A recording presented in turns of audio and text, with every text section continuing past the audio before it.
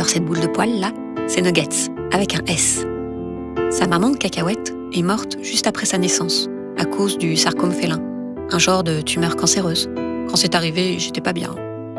Mon veto m'a expliqué que le sarcome, c'était un cancer dû aux adjuvants d'aluminium des vaccins pour félins. Mais qu'il existe depuis 2012 un vaccin sans alu, histoire pour moi de pas flinguer un deuxième chat. Du coup, quand mon bébé est né, j'ai choisi pour lui un vaccin sans aluminium, comme pour mon chat. Sauf que le seul vaccin sans alu, le DTP Merrieux, a été retiré du marché en 2008 après 47 années d'utilisation. J'ai appris alors que tous les vaccins, désormais obligatoires pour les bébés, contiennent de l'aluminium, à l'exception du ROR. Alors il faut qu'on m'explique. On retire l'aluminium des vaccins pour chats parce que ça leur file des tumeurs. On retire l'alu des déos parce que ça nous filerait le cancer du sein. Mais en injecter directement au bébé, ça poserait aucun problème. Ça m'a donné à réfléchir parce que j'aime mon chat, mais je préfère quand même mon bébé. Alors j'ai fait mes petites recherches et ce que j'ai découvert est tout simplement hallucinant. Nous allons dans cette vidéo tenter de comprendre pourquoi l'aluminium vaccinal est très dangereux. Pas seulement pour les chats, mais aussi et surtout pour le nourrisson. Le sujet est franchement très complexe et demande quelques connaissances scientifiques. Alors accroche-toi et n'hésite pas à faire pause si ça va trop vite. L'important, c'est de bien comprendre. C'est sans danger. Tu le sais peut-être, l'aluminium est utilisé comme adjuvant dans les vaccins pour renforcer l'action des antigènes du vaccin qui provoquent la création des anticorps et donc l'immunité. Une autre définition est très importante à connaître, pharmacocinétique. La pharmacocinétique, c'est ce que devient un médicament dans l'organisme. Moi, je pense que chaque parent devrait poser cette question à son pédiatre avant de vacciner son bébé. Quelle est la pharmacocinétique des adjuvants d'aluminium du vaccin ? Traduction, que devient l'aluminium une fois qu'il est entré dans le corps de mon bébé ? Nous, quand on a posé la question à notre pédiatre, elle a fait à peu près cette tête. De toute évidence, elle ne s'était jamais posé la question. Et c'est bien ça le problème. Elle fait entièrement confiance aux laboratoires et aux organismes sanitaires. Mais alors, qu'est-ce qui justifie une telle confiance ? Eh bien, tous ces organismes nous disent que l'innocuité des adjuvants d'aluminium repose sur de très nombreuses études. Mais ils ne sont pas nocifs pour la santé, tous les rapports le montrent. Oui, sauf que si on les recherche, ces très nombreuses études, on en trouve deux. KISS 2002 et Mythcus 2011. Mais le plus drôle, c'est que Mythcus est la mise à jour de KISS, qui est donc de facto obsolète. J'invente rien, j'ai fait le tour des sites, de l'OMS au CDC américain, en passant par la prestigieuse Oxford Vaccine Group. Une seule étude garantit l'innocuité des adjuvants d'aluminium. Il s'agit de Updated Aluminum Pharmacokinetics Following Infant Exposures Through Diet and Vaccination, que je vais appeler, pour simplifier, Mythcus 2011. Je me ferai un plaisir de l'analyser avec précision dans la troisième partie. Je peux vous dire tout de suite que cette étude est une étude purement théorique, produite par la FDA elle-même, l'une des plus hautes autorités sanitaires au monde. Et que c'est la seule étude qui tente d'analyser la charge d'aluminium du nourrisson, dans le but de montrer que l'alu est absolument sans danger. Circuler, il n'y a rien à voir. Et c'est tout. Il n'y en a qu'une. On s'en bat les couilles, on s'en bat les couilles, on s'en bat les couilles. C'est vrai ça. Pourquoi produire des études scientifiques qui coûtent cher s'il suffit d'affirmer n'importe quoi avec aplomb ? Je vous renvoie notamment à l'excellent rapport de l'Organisation mondiale de la santé publié en 2003 et à toutes les études scientifiques. Alors j'ai cherché cet excellent rapport de l'OMS de 2003, mais j'ai rien trouvé. Par contre, on tombe facilement sur un rapport de 2004 qui dit explicitement que l'innocuité des adjuvants est un domaine important et négligé. Blablabla, l'évaluation de leur innocuité est indispensable. On voit bien que la méthode Coué, c'est vachement plus efficace que n'importe quelle étude. Du coup, toutes les autorités sanitaires et leurs apôtres répètent en boucle, grosso modo, 4 arguments indiscutables qui valent toutes les études du monde. Alors, on y va ? Argument 1. Après injection, l'adjuvant d'aluminium se dissout et est éliminé rapidement du corps dans les urines. Argument 2. Et puis, l'aluminium est partout. On en avale tous les jours dans la nourriture et les boissons.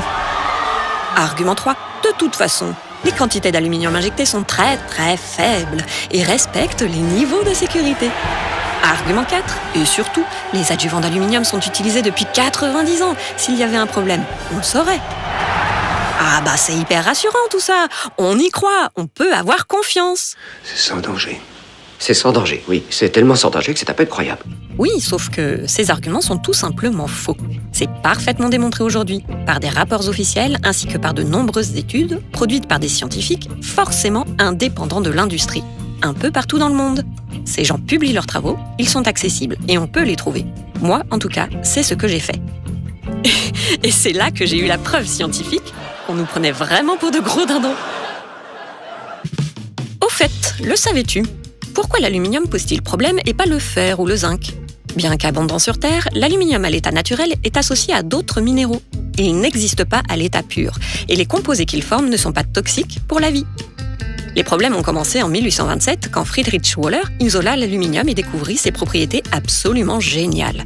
Cette découverte allait changer la face du monde. Pour le meilleur, ce métal ultra léger allait bientôt devenir synonyme de progrès, et pour le pire, l'alu est incompatible avec la vie, provoquant de nouvelles maladies dans la population générale. Et c'est pour cette raison qu'on va s'intéresser ici à ce métal si particulier.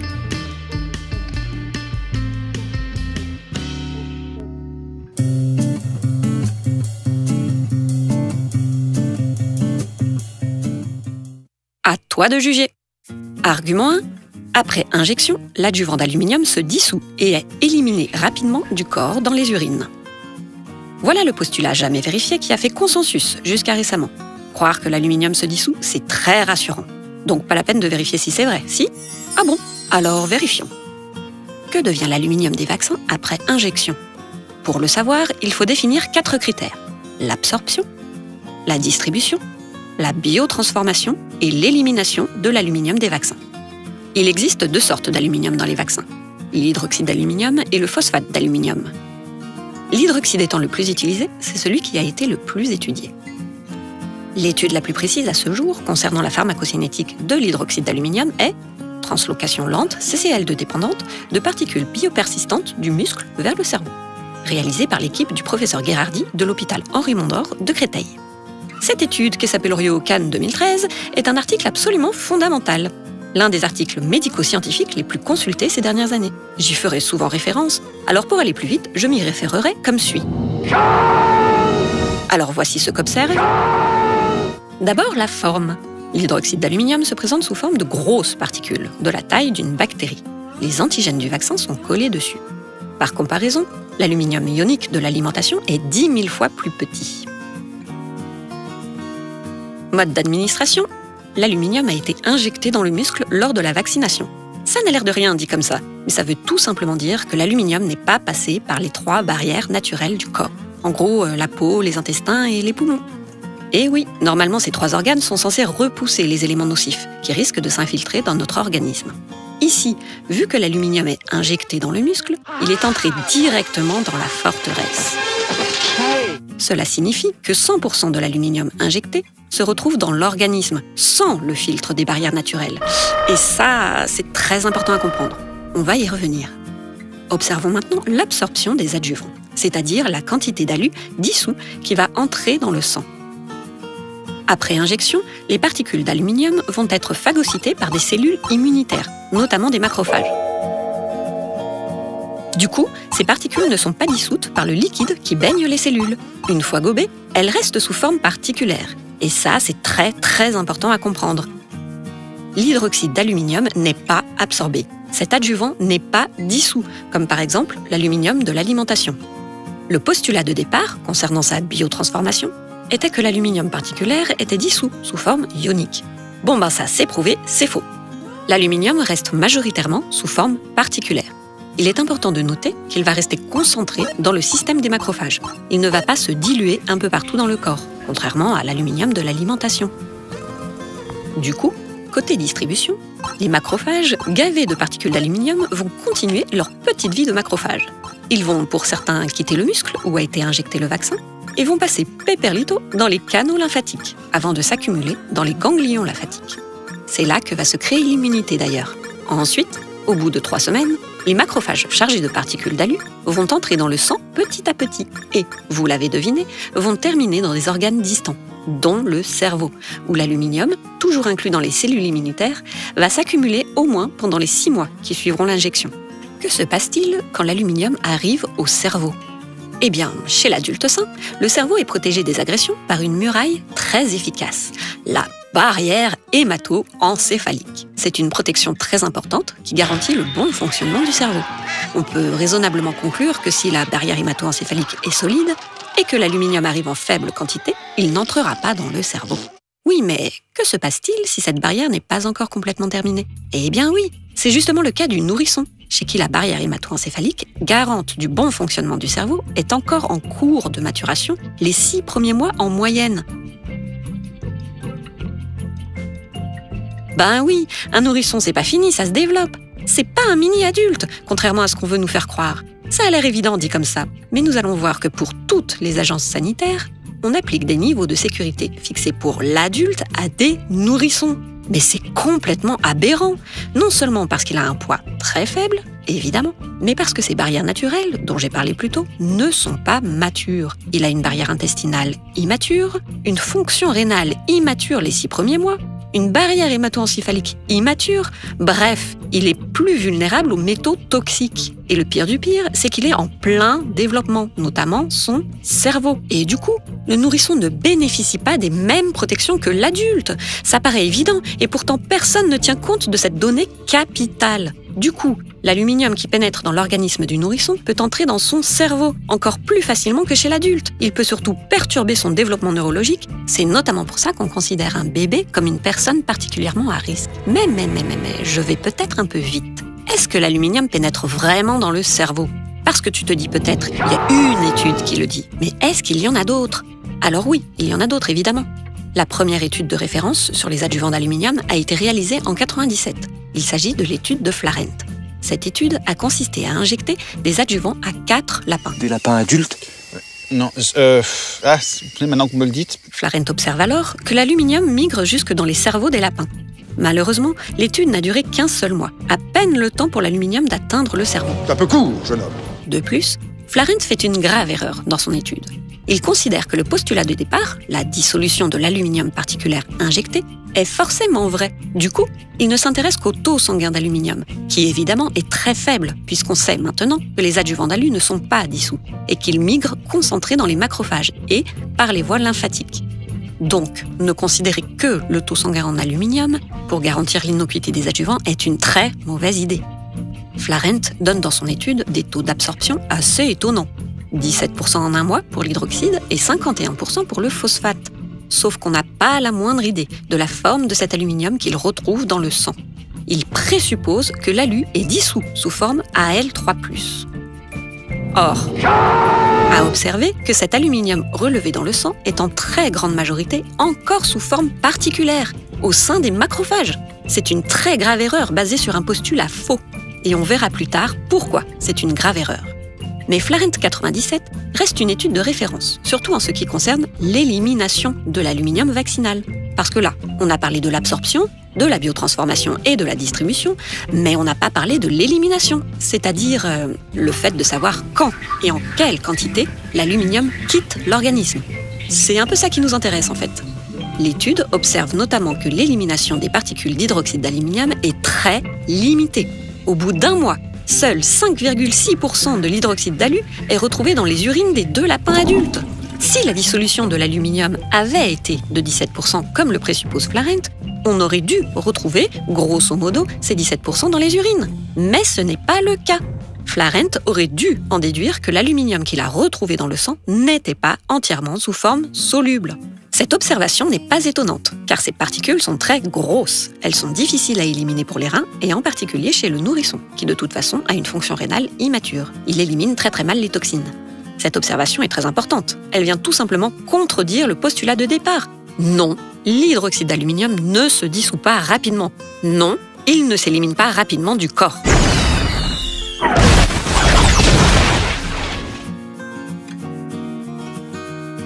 Alors, résumons. Les études de Florent et de Kahn démontrent que l'aluminium migre dans le corps pendant des mois, car l'élimination est très lente, encore plus chez le bébé. L'aluminium pénètre dans le cerveau et s'y accumule pendant au moins 6 mois, surtout chez le bébé. C'est sans danger.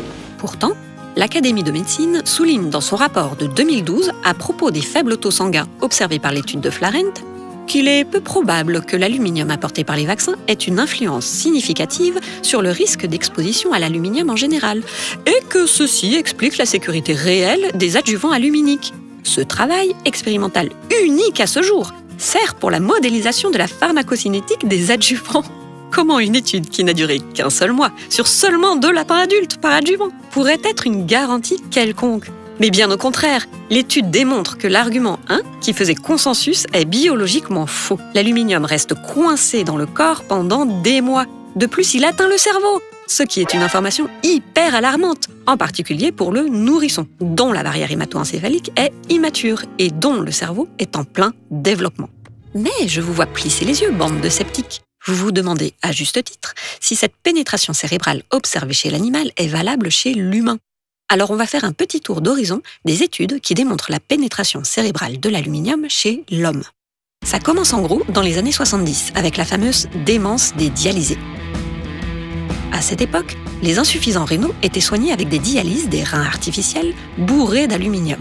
L'alu, tournant en circuit fermé dans l'organisme, se stockait gentiment et progressivement dans le cerveau, provoquant un état de démence proche de celui d'Alzheimer.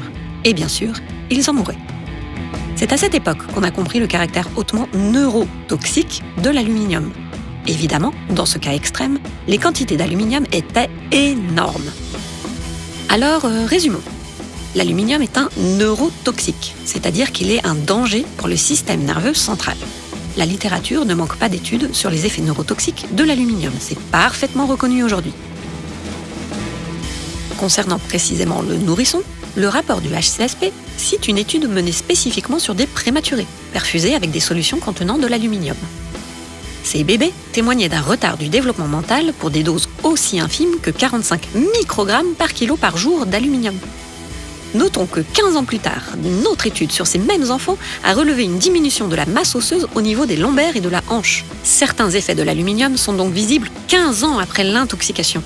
Les problèmes peuvent survenir à court, moyen ou long terme. C'est la spécificité de l'aluminium. Sa toxicité est une bombe à retardement. Quand un problème de développement ou un trouble neurologique se déclare, parfois des années après l'injection, personne ne soupçonne ce puissant neurotoxique. Et c'est bien pratique comme ça. Le crime parfait, quoi. Enfin presque. Et évidemment, tous ces travaux concernent l'aluminium soluble Al3+. Donc la question se pose légitimement, est-ce que la translocation cérébrale de l'aluminium particulière des vaccins, observée chez l'animal, est valable pour l'humain? On savait déjà que certaines particules infectieuses pouvaient entrer dans le cerveau par le biais des macrophages. Cette propriété des macrophages est d'ailleurs déjà utilisée en médecine pour délivrer un médicament spécifiquement contre des tumeurs cérébrales par exemple. Mais qu'en est-il des adjuvants et de leurs antigènes? Eh bien, cette translocation cérébrale via les macrophages a été observée en 2012 dans les cerveaux de 2 jeunes filles décédées d'une vascularite auto-immune après plusieurs injections de Gardasil contenant de l'hydroxyphosphate d'aluminium. Les chercheurs ont découvert dans les cerveaux des jeunes filles la présence d'anticorps de papillomavirus VPH16L1, adsorbés sur les particules d'adjuvants d'aluminium. C'est donc une première preuve que l'aluminium des vaccins peut entrer dans le cerveau humain. Je vous présente maintenant le spécialiste mondial de l'aluminium, le professeur Christopher Exley, qui travaille sur le sujet depuis 35 ans. On le surnomme d'ailleurs Monsieur Aluminium. S'il n'y en a qu'un qui sait de quoi il parle, c'est bien lui. C'est quand même bien dommage qu'aucune agence sanitaire ne l'ait jamais consulté. Bref, très récemment, fin 2017, l'équipe du professeur Exley a publié une étude très importante. Je vais juste présenter les résultats de l'étude, mais pour en savoir plus, n'hésite pas à faire pause maintenant.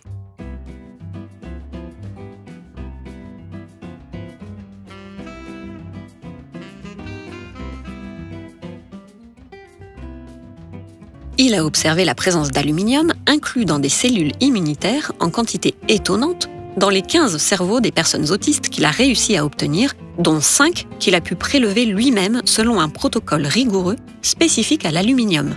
Ils ont observé que l'aluminium était très localisé dans des points précis du cerveau, ce qui rejoint les observations de Kahn. L'aluminium particulaire reste concentré dans les macrophages. Il n'est pas réparti de façon homogène dans le cerveau, comme le sont les métaux biocompatibles, comme le fer ou le zinc. Pour le professeur Exley, cela ne fait plus aucun doute. L'aluminium particulaire des vaccins et l'autisme sont maintenant fortement connectés. Before we did this piece of research, there were a number of possible links between aluminium and autism.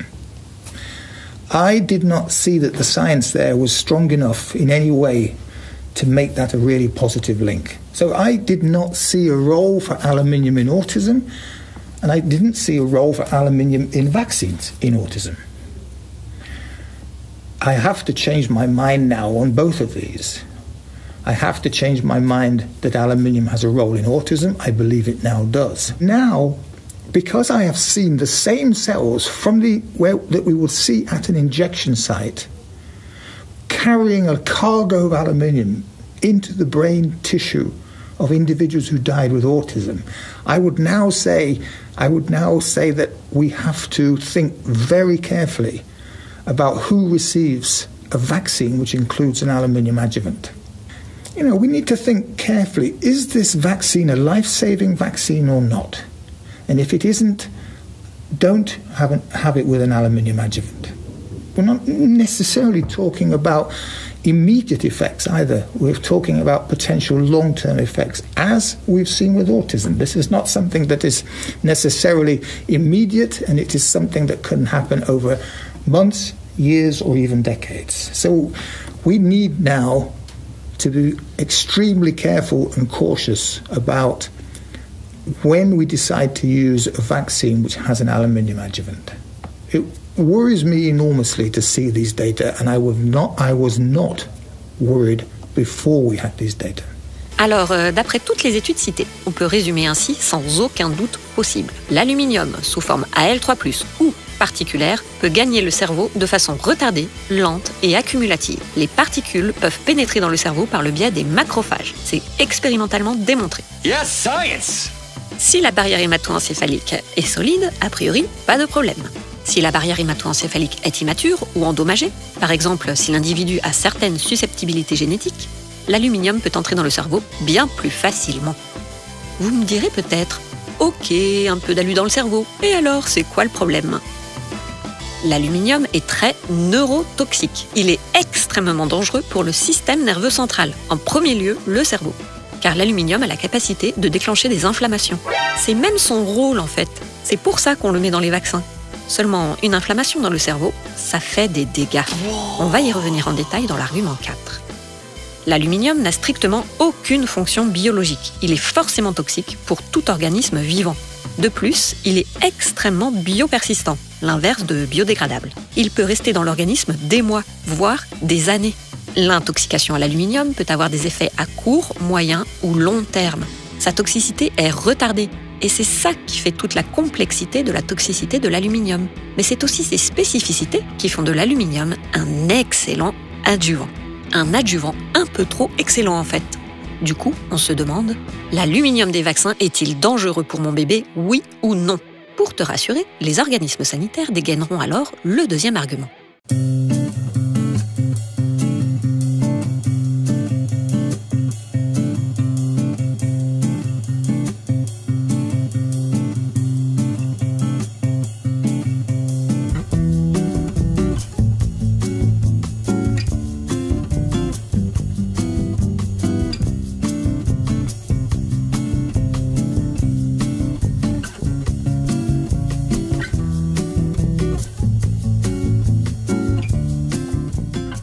Argument 2, l'aluminium est partout.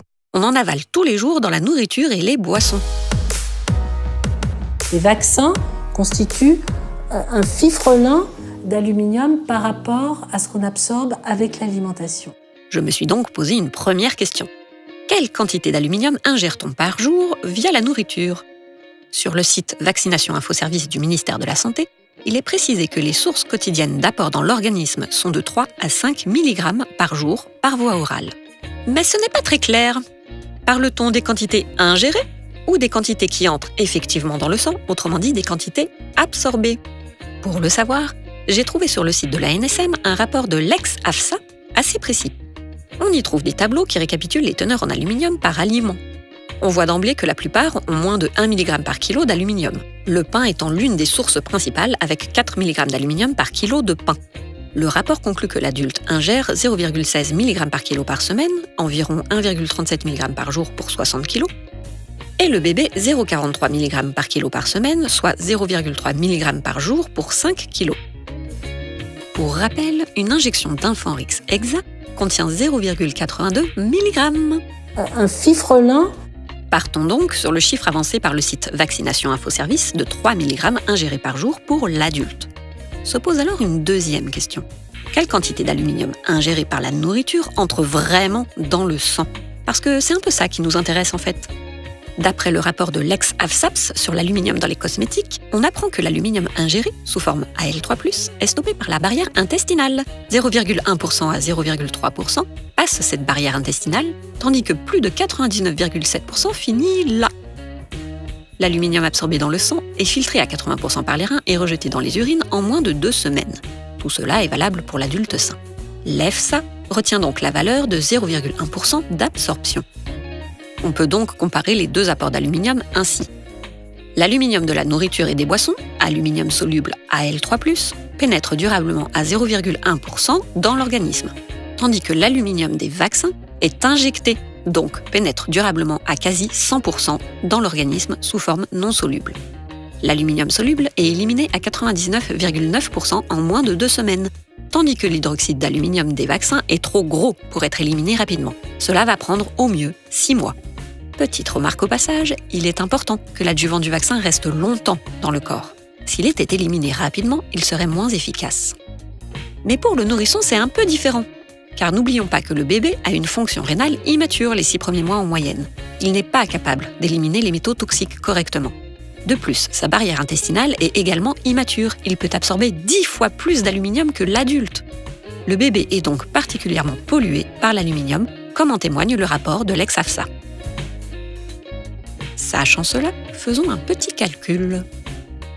Disons que Britney, pesant 60 kg, avale 3 mg d'aluminium par jour par la nourriture.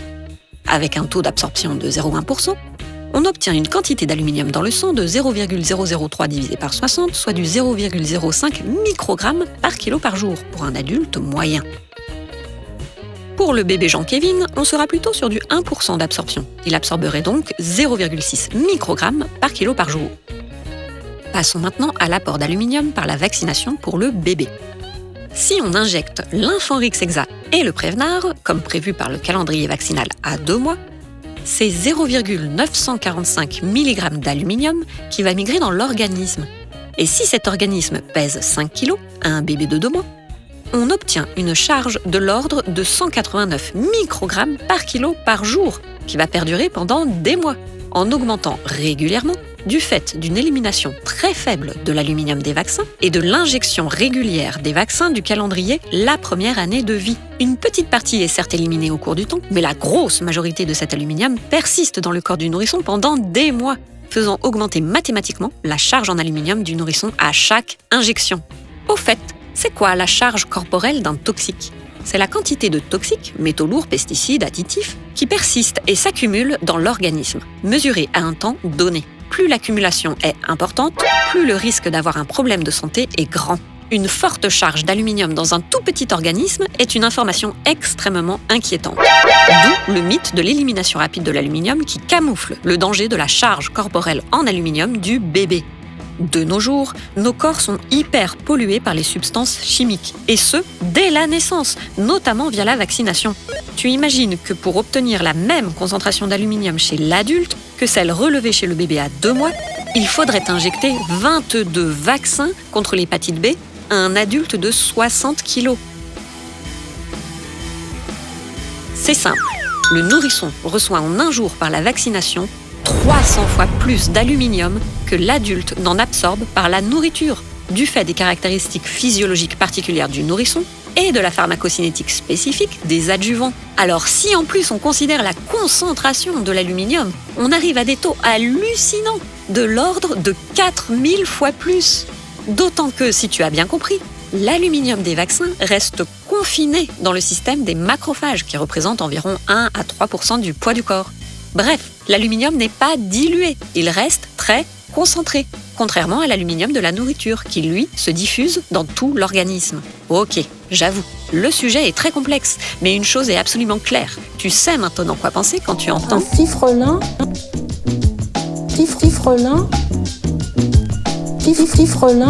d'aluminium par rapport à ce qu'on absorbe avec l'alimentation. This is bullshit. Pour résumer, on injecte à un bébé de 2 mois l'équivalent en quantité d'une année d'aluminium absorbé par l'adulte via l'alimentation. L'argument 2 est donc faux. C'était un message de Brigitte Autran, qui a participé à la rédaction du rapport de référence Aluminium et vaccins du HCSP. Rassurant, non? Petite mise à jour, que dit aujourd'hui le site Vaccination Info Service? Pendant l'été 2018, ce site a tout simplement supprimé en catimini le paragraphe relatif à cet argument. Par contre, ils n'ont pas changé la date de mise à jour. C'est pas beau de mentir. Enfin, on voit bien que leur argumentaire se réduit comme peau de chagrin. Allez, encore un petit effort. Bon, on est d'accord, on vient de comparer l'aluminium avalé et l'aluminium injecté. Tu es d'accord? Et si je te dis maintenant qu'un toxicologue digne de ce nom trouverait cette comparaison complètement stupide? En effet, comparer les quantités d'aluminium de 2 formes différentes et de 2 voies d'administration différentes, c'est complètement idiot, puisque ces 2 formes sont neurotoxiques, avec chacune une toxicité particulière, et donc que les toxicités de chaque forme s'additionnent. Tu vois bien l'arnaque là? L'argument 2, c'est un peu comme dire « de toute façon, t'as la peste, alors du choléra en plus, ça pose pas problème ». C'est juste idiot! L'aluminium de l'alimentation et l'aluminium des vaccins sont tous les 2 dangereux. Le nourrisson, en plein développement, devrait être protégé un maximum contre ces charges d'aluminium. Il est particulièrement sensible à la pollution, et notamment aux neurotoxiques. Et c'est pourtant à cet âge si crucial pour le développement neurologique que l'on injecte les plus grandes quantités d'aluminium. La vérité vraiment dérangeante dans toute cette histoire, c'est qu'aucune étude officielle n'a jamais mesuré précisément la charge d'aluminium de nos bébés. Et surtout qu'aucune étude officielle n'a précisément analysé les effets de cette charge d'aluminium sur le développement neurologique du nourrisson, à court, moyen ou long terme. On s'en bat les couilles, on s'en bat les couilles, on s'en bat les couilles. Aucune? En fait non, il y en a une seule, tu te souviens? Je parle de Mythcus 2011 évidemment, qui nous garantit que les doses d'aluminium reçues par le nourrisson, par l'alimentation et par la vaccination sont sans danger pour sa santé et son développement neurologique.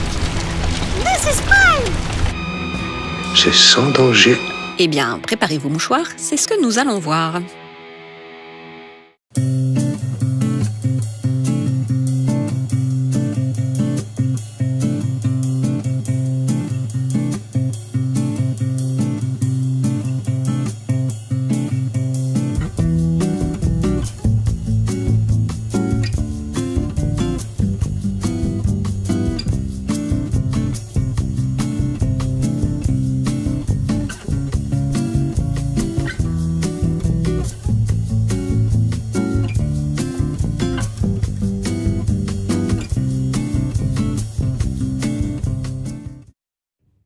Argument 3.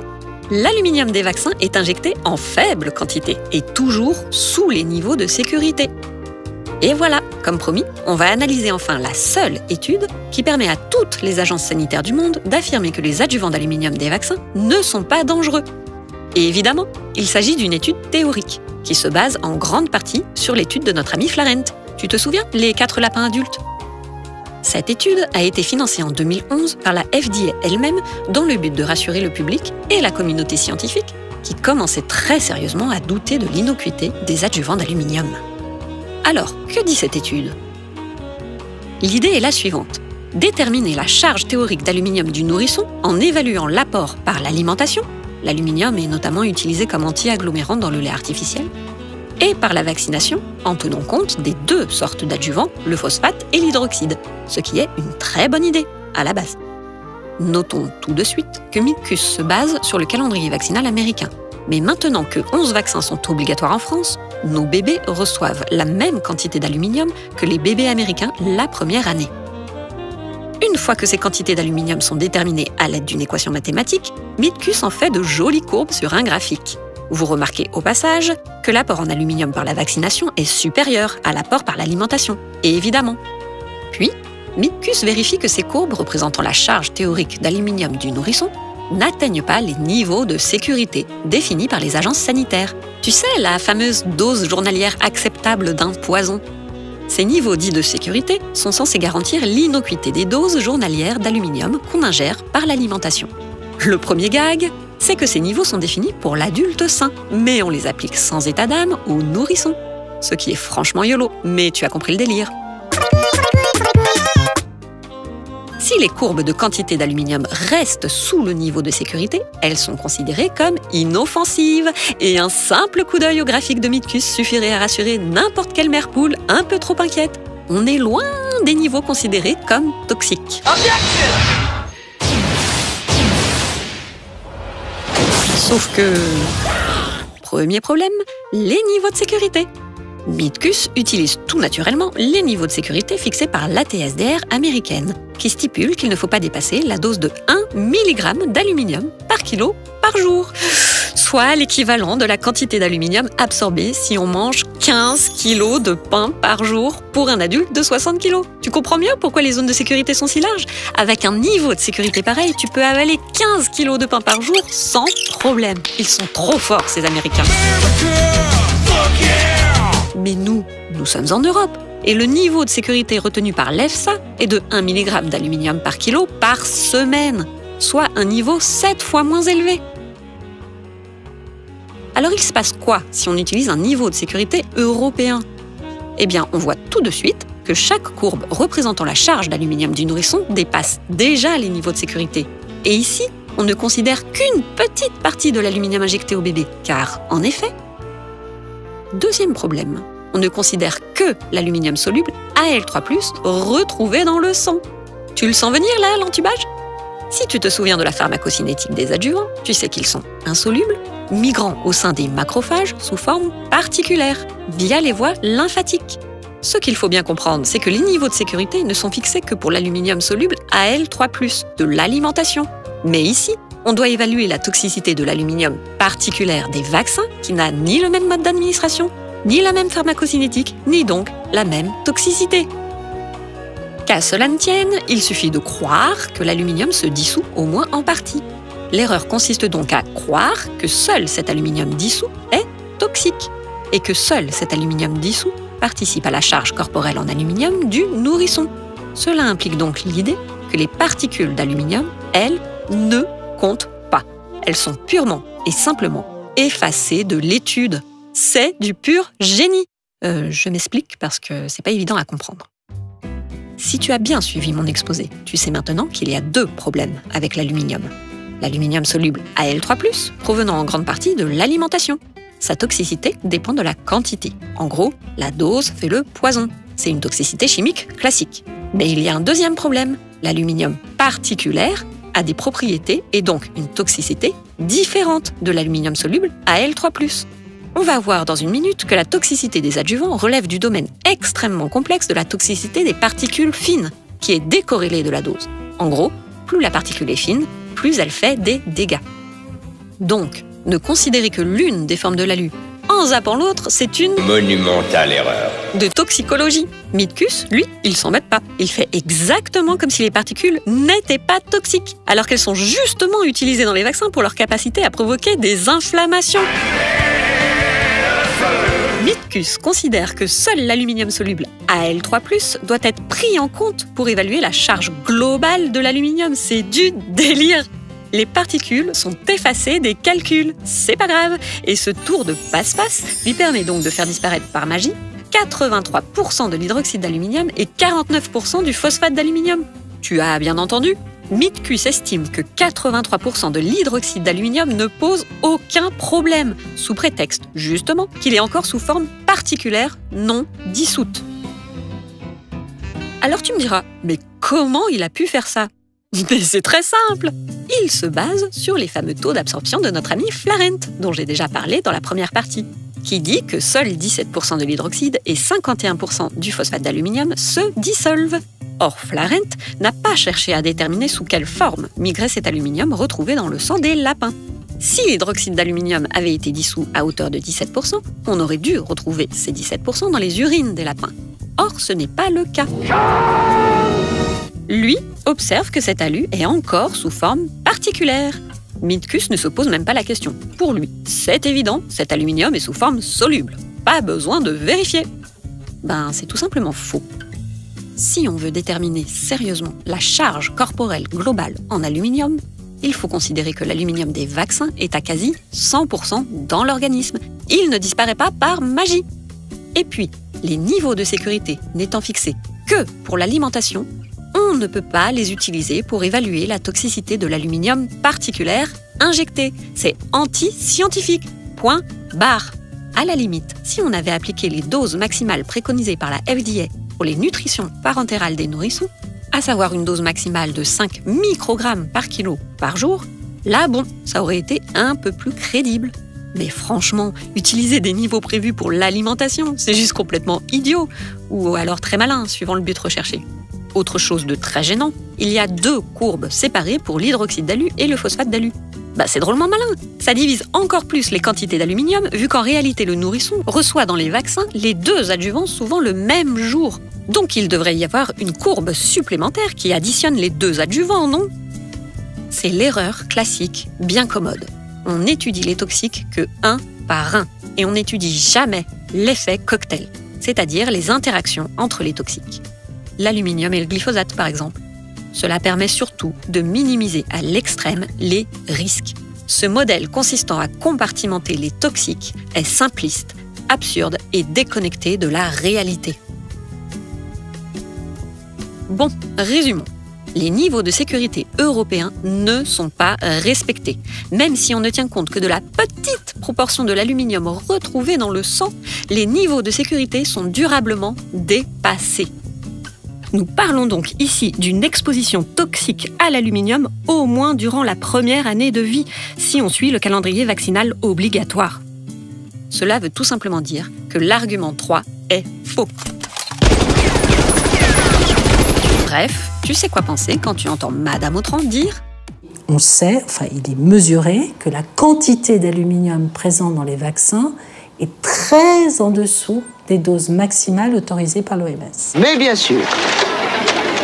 Non seulement le concept même de dose journalière de sécurité est un concept extrêmement flou et discutable, mais en plus, si on utilise la dose de sécurité de la FDA, on se rendrait compte qu'une seule injection d'Inforix Hexa représente déjà 30 fois cette dose de sécurité prévue pour les intraveineuses.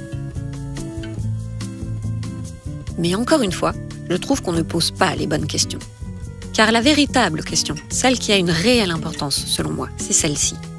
La dose est-elle vraiment une garantie d'innocuité lorsque l'on considère les particules d'aluminium? En d'autres termes, la dose fait-elle toujours le poison? Car l'industrie a besoin d'utiliser des produits toxiques. Elle nous a donc mis dans le crâne le fameux principe de Paracels. La dose fait le poison. Un toxique, en faible quantité, ne pose pas de problème. Moi, je me demande si c'est toujours vrai. Fritz Haber, le père de la guerre chimique lui-même, avait remarqué que l'exposition à un produit toxique peut avoir des effets sévères, voire mortels, lors d'une intoxication aiguë, mais également lors d'une exposition chronique à de faibles doses. Et avec les nouvelles connaissances en toxicologie, on peut très clairement affirmer que le dogme « la dose seule fait le poison » est obsolète. Ce fait est déjà reconnu pour les perturbateurs endocriniens. Dans certaines périodes du développement, en particulier la période périnatale ou l'adolescence, l'exposition à de très faibles doses de certaines substances peut produire des effets plus importants qu'à des doses plus élevées. D'ailleurs, l'équipe du professeur Gherardi a démontré que c'est le cas de l'aluminium. Même de très faibles doses sont très toxiques, car elles contiennent les particules les plus fines. Et plus c'est fin, plus c'est facile à gober pour les macrophages, et plus ça peut rentrer facilement dans le cerveau. Bref, la toxicité particulière, c'est vachement plus complexe que la simple toxicité chimique de l'ion Al3+, car la dose n'est pas une garantie d'innocuité. Il y a d'autres facteurs à prendre en compte, comme la forme de la particule, sa charge de surface et surtout sa taille. Et ouais, la taille, ça compte.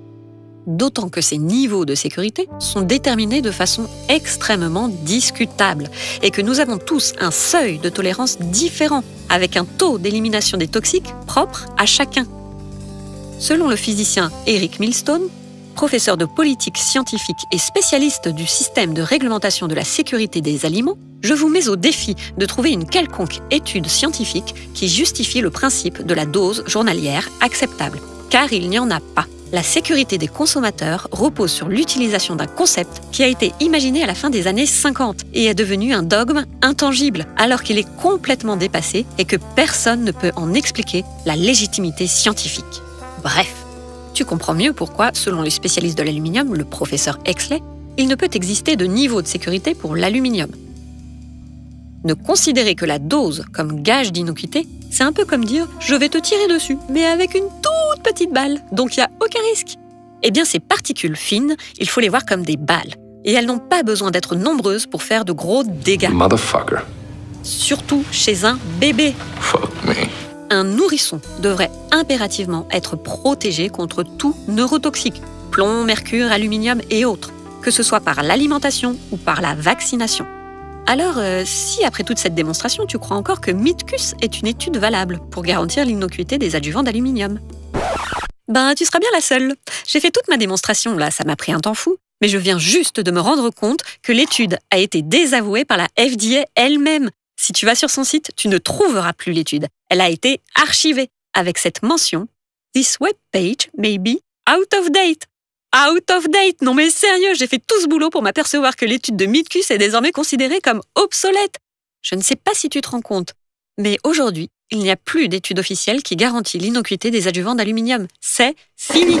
On savait qu'elle était pourrie cette étude, mais là maintenant, c'est officiel. N'empêche que le site de l'OMS continue de l'afficher. Le CDC aussi, alors que le lien est désactivé depuis fin 2017. C'est dire le sérieux de ces institutions. Ouais, je me rends bien compte que j'aurais pu commencer par là. Mais alors, tu n'aurais pas su pourquoi l'étude est bidon. Maintenant, tu sais. Attends un instant, je vais récapituler un petit peu. On a d'un côté de la balance une étude théorique pourrie et obsolète, et de l'autre, des dizaines d'études émanant d'un peu partout dans le monde qui témoignent d'un réel problème lié aux adjuvants d'aluminium. Est-ce que tu trouves ça objectivement rationnel et surtout rassurant? Nous sommes dans un problème qui est essentiellement franco-français. On ne discute pas de l'aluminium aux États-Unis, ou à la marge. On ne discute pas de l'aluminium en Espagne ou en Amérique du Sud. Bon. You serious? Non. En vrai, nombreux sont les chercheurs qui tirent le signal d'alarme. Pour te faire une idée, je te propose quelques morceaux choisis. Fais pause pour les lire tranquillement, car ça mérite le détour.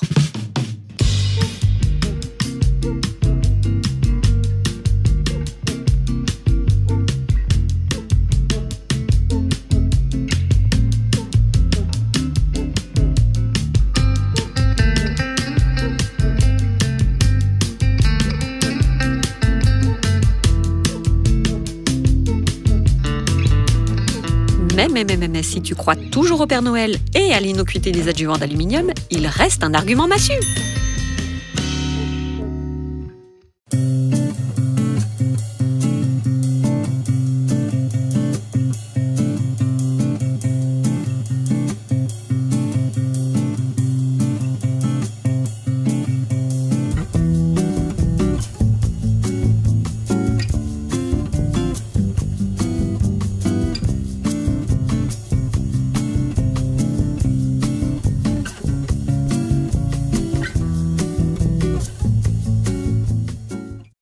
Argument 4. Les adjuvants d'aluminium sont utilisés depuis 90 ans. S'il y avait un problème, on le saurait. Bon, déjà, il y a 90 ans, tu penses bien qu'on ne faisait pas de tests de toxicité sur les adjuvants. C'était purement empirique. On ne cherchait même pas à comprendre comment ça fonctionne. D'ailleurs, on ne sait toujours pas exactement aujourd'hui. Alors moi, j'ai 3 questions qui me semblent pertinentes à ce sujet. Premièrement, quand a-t-on mis en place les systèmes de pharmacovigilance chargés de surveiller les effets indésirables des médicaments et notamment des vaccins? Ben oui, c'est évident. Pour soutenir qu'on a 90 ans de recul sur les adjuvants, encore faut-il que le concept même de surveillance des effets indésirables des médicaments existe depuis 90 ans. Or, la pharmacovigilance est née dans les années 70, après une série de catastrophes sanitaires dont la plus marquante a été le thalidomide, à la fin des années 50. En France, les premiers centres hospitaliers de pharmacovigilance se mettent en place à partir de 1973. L'équivalent américain, spécialement dédié aux accidents vaccinaux, les VERS, ne sera opérationnel aux USA qu'en 1990, à la suite du National Childhood Vaccine Injury Act de 1986. Deuxième question. Par ailleurs, est-ce que les systèmes de pharmacovigilance sont efficaces? C'est une question qui mériterait développement. Si on en croit la revue française du praticien de novembre 2011, seuls 1 à 10% des effets indésirables graves des vaccins sont effectivement recensés. C'est un fait officiellement reconnu. Par conséquent, il est très vraisemblable que les effets secondaires, en particulier des vaccins, sont sous-estimés. D'ailleurs, les scandales sanitaires à répétition, comme la Dépakine ou le Mediator, pour ne citer que les plus récents, montrent bien les limites de la pharmacovigilance. Déjà en 2011, l'IGAS, dans son enquête sur le Mediator, souligne les faiblesses de notre système. Dans cette affaire, comme dans d'autres passées, et malheureusement à venir, ce n'est pas l'excès de principe de précaution qui est en cause, mais le manque de principe de précaution. La chaîne du médicament fonctionne aujourd'hui de manière à ce que le doute bénéficie non aux patients et à la santé publique, mais aux firmes.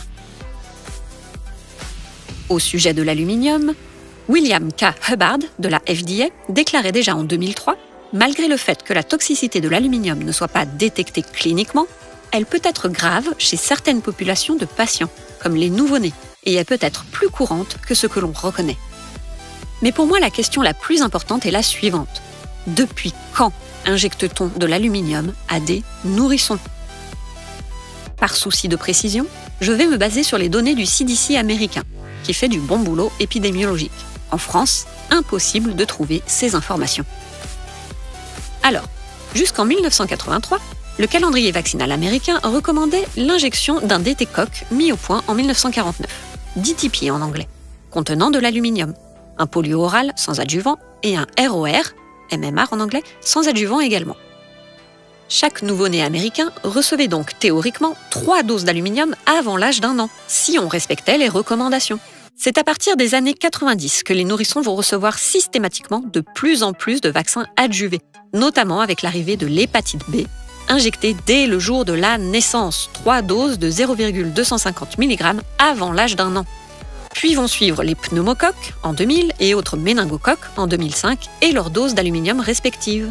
En France, jusqu'en 2008, le vaccin favori, le seul à correspondre à l'obligation vaccinale, était le simple DTP Mérieux sans adjuvant. 1 million de doses vendues par an depuis 1961. Bref, les doses d'aluminium injectées aux bébés ont très fortement augmenté au début des années 90, comme en témoigne cette étude, avec ses petits points bleus. On est très loin d'un recul de 90 ans. Nous avons à échelle mondiale un recul de 30 ans maximum sur les adjuvants d'aluminium injectés massivement aux nourrissons. L'argument 4 est lui aussi faux.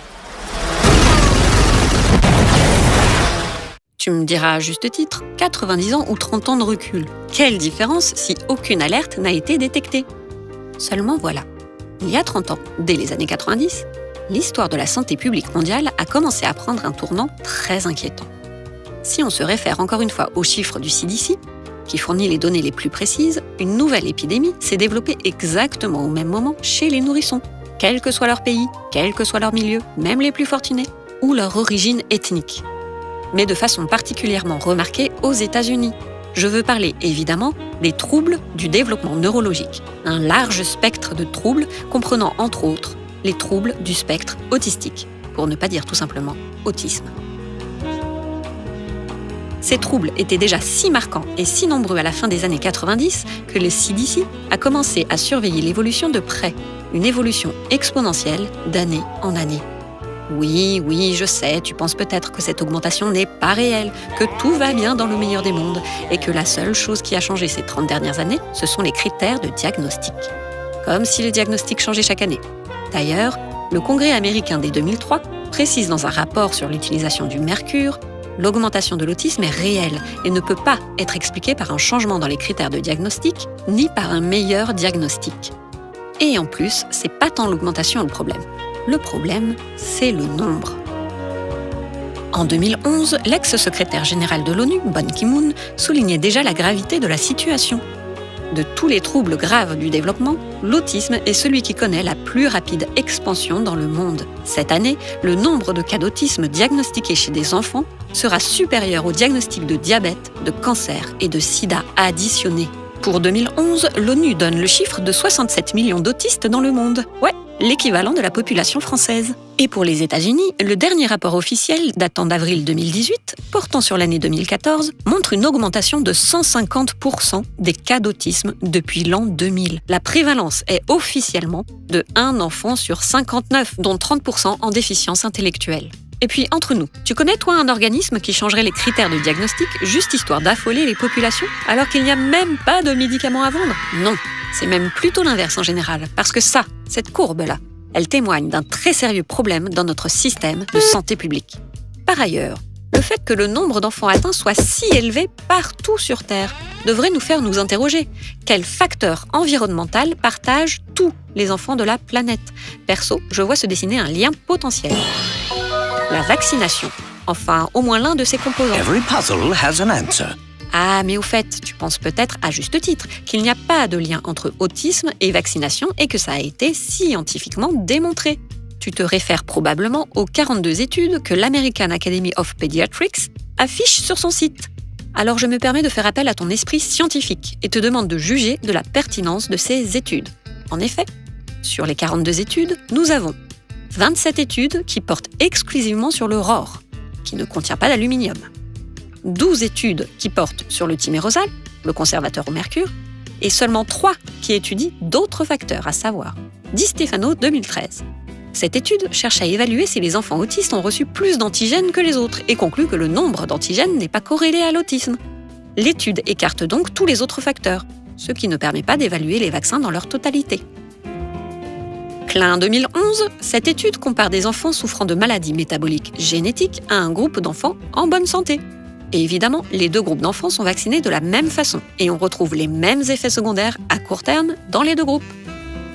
Enfin, il reste une étude, Smith 2010, qui, elle, pour faire très court, compare deux groupes d'enfants vaccinés en fonction du nombre d'injections et du respect du calendrier. Un groupe a reçu 7,4 vaccins, l'autre 11,8. On n'observe pas de différence notable entre les deux groupes. Perso, je pense que comparer deux groupes d'enfants vaccinés dans ces conditions n'a pas grand intérêt. Mais le plus problématique, c'est qu'aucune des 42 études ne présente de groupe contrôle d'enfants non vaccinés. Ce serait pourtant faisable, par exemple avec des enfants de la communauté Amish aux États-Unis.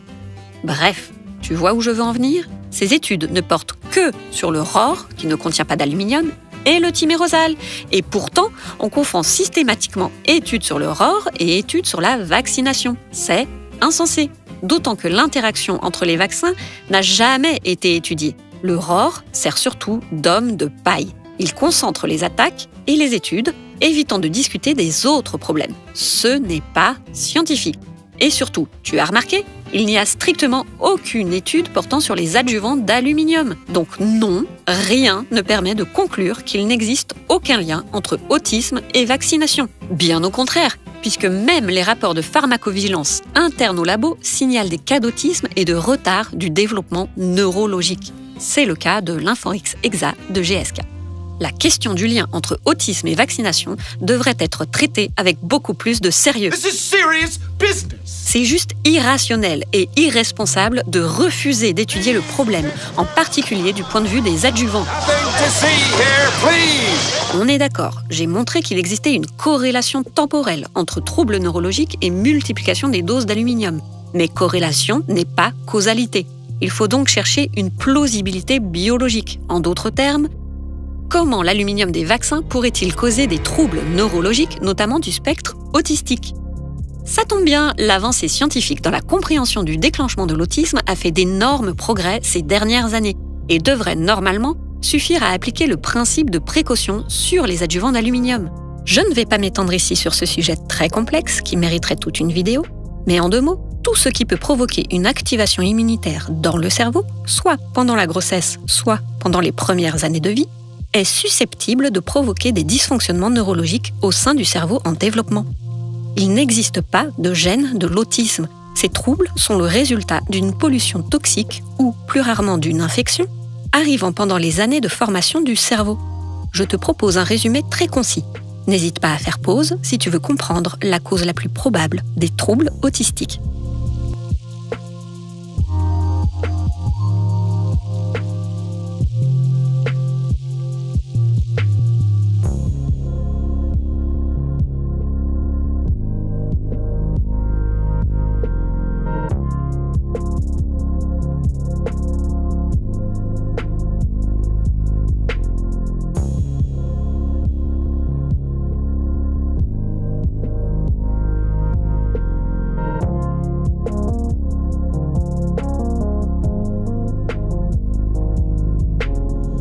En fait, c'est une super bonne nouvelle, car si ces mécanismes sont bien en cause, alors il semble possible de guérir des troubles autistiques en supprimant naturellement les inflammations chroniques, notamment par une nutrition de qualité, avant de stimuler évidemment la plasticité cérébrale par diverses méthodes.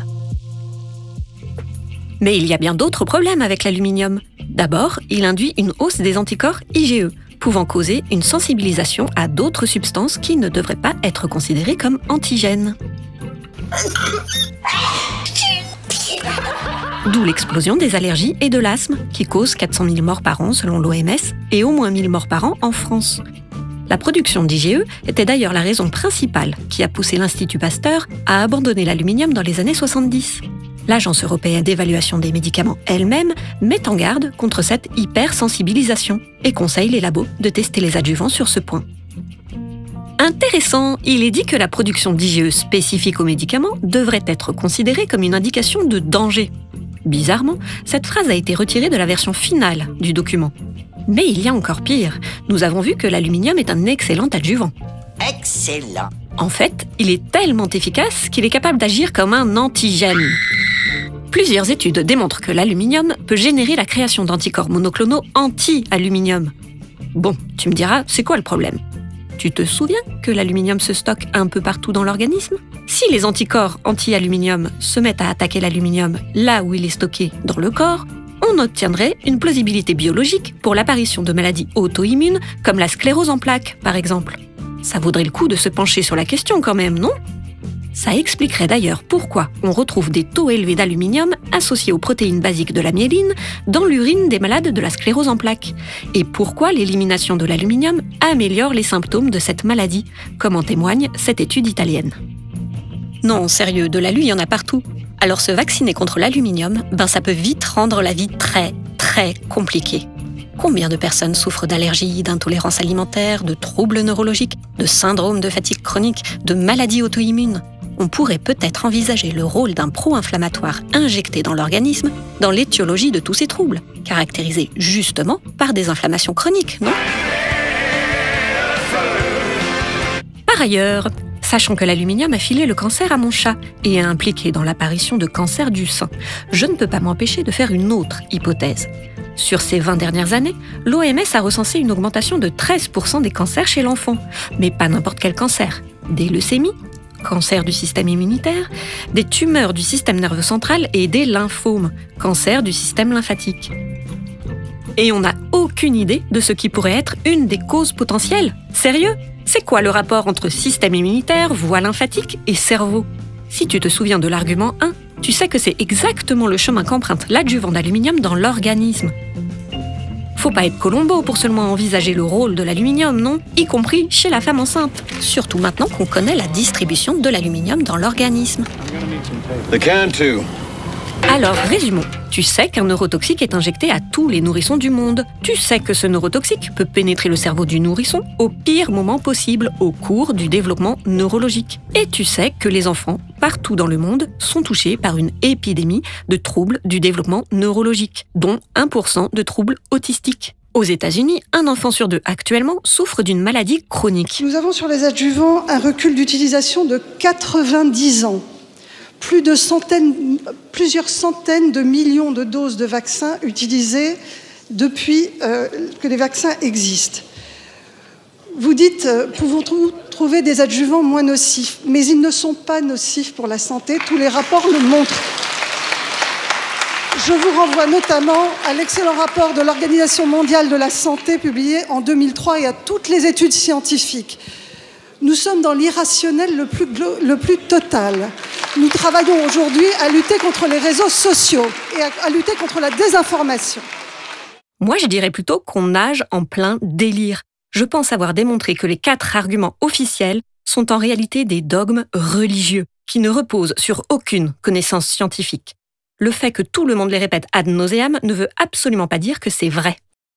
Il y a eu une étude extrêmement sérieuse du CDC, de l'Office de maladies infectieuses américaines, qui a montré que la quantité d'aluminium que l'on injectait aux bébés pendant toutes les 2 premières années de vie où ils sont abondamment vaccinés restait toujours très en dessous, mais 1000 fois à 100 000 fois en dessous de la dose toxique. Moment de suspense, hein ? Même si l'étude de Mitkus était valable, on est globalement 3 à 4 fois sous les doses américaines dites acceptables, Alors soutenir qu'on est 100 000 fois en dessous, c'est du pur délire. À se demander si Madame Autran a lu l'étude en question. Voir l'argument 3 pour plus de détails. Je suis ici depuis très peu de temps et j'ai déjà entendu plusieurs explications tout à fait ridicules au regard de l'aluminium. Je parle en particulier du professeur Autran qui parle de la façon dont ces adjuvants basés sur l'aluminium fonctionnent, que je n'avais jamais entendu en 30 ans. Et tout ceci est véritablement inventé. Nous sommes ici dans un forum public, on peut ici échanger ses opinions, c'est tout à fait acceptable. Mais nous sommes des scientifiques et les scientifiques doivent donner non pas leur opinion personnelle, mais ce que dit la science, les résultats scientifiques. La preuve en est que la FDA elle-même vient de faire machine arrière en désavouant sa propre étude sur l'innocuité des adjuvants d'aluminium chez le nourrisson, qui était la seule étude censée garantir l'innocuité de l'aluminium. Alors avant de dire « rien ne prouve que l'aluminium est nocif », encore faudrait-il démontrer qu'il ne l'est pas. Et ça, c'est tout simplement impossible. Le fait d'utiliser cet adjuvant, même sporadiquement depuis les années 20, permet à l'aluminium de bénéficier de ce qu'on appelle un droit acquis. Tu vois bien l'arnaque là? Oui, je sais, encore une. L'argument 4, c'est surtout l'argument en or qui permet à l'industrie de ne pas pratiquer les tests standards de toxicité sur l'aluminium, pour la seule et unique raison qu'il est utilisé depuis longtemps, sans problème notable. Il est donc de facto considéré comme sûr. Toxicocinétique, cancérogénèse ou mutagénèse? Bah pas la peine! L'Agence européenne pour l'évaluation des médicaments est très claire là-dessus. Ces tests sont considérés comme non pertinents et négligeables. Cela témoigne surtout d'une profonde méconnaissance de la pharmacocinétique des adjuvants d'aluminium, surtout que ces guidelines datent toujours de 2005. Une petite minute. Si on compare la première version du document et la version définitive, on découvre qu'une petite section a été supprimée. Ça disait « L'injection intramusculaire d'un élément non biocompatible, comme les sels métalliques, devrait être considérée comme un facteur de risque induisant des tumeurs locales. Le fabricant devrait s'assurer que les adjuvants chargés de transporter l'antigène sont dénués de telles propriétés. » Bref, est-ce que les adjuvants peuvent filer le cancer au bébé? Personne n'a vérifié. Mais par contre, filer des tumeurs à mon chat, ça, c'est prouvé. C'est même devenu un argument marketing, comme pour les déos sans alu. Les études qui sonnent l'alerte ne manquent pas, mais il suffit tout simplement de les ignorer. Et évidemment, ce petit stratagème ne peut fonctionner que si les vaccins sont eux aussi dispensés de ces tests, pourtant obligatoires pour tous les autres médicaments. Je trouve personnellement que cette information est extrêmement inquiétante. Car si, comme on nous le dit, l'aluminium ne posait aucun problème, alors tous ces tests auraient dû déjà être produits, et depuis longtemps. À ce sujet, le docteur Nathalie Garçon, responsable du Centre mondial des adjuvants du laboratoire GSK, admettait fin 2002, au cours d'une conférence, que personne ne sait comment l'adjuvant aluminium fonctionne. Personne ne connaît sa biodistribution. Elle avouait même que, selon elle, si l'aluminium arrivait aujourd'hui sur le marché, il ne serait pas accepté. Tout est dit. Alors oui, il reste en réalité un dernier dogme auquel se raccroche l'industrie. Un argument absolument irrecevable, mais qui est lui aussi répété jusqu'à l'absurde.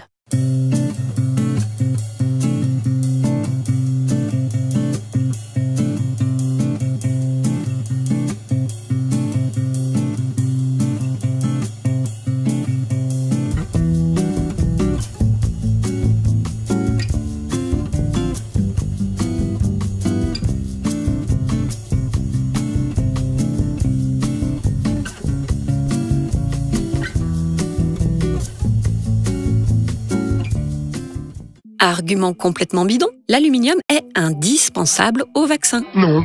Non, l'aluminium n'est pas indispensable au vaccin. Par exemple, le DTP mérieux n'en contient pas. Mais surtout, dès 1974, l'Institut Pasteur a décidé de créer un autre adjuvant, justement en remplacement de l'aluminium, qui commençait à révéler ses effets secondaires allergisants et toxiques, comme en témoigne le responsable du centre de vaccination de l'Institut Pasteur, le Dr Léry, dans une lettre adressée au ministère de la Santé de l'époque.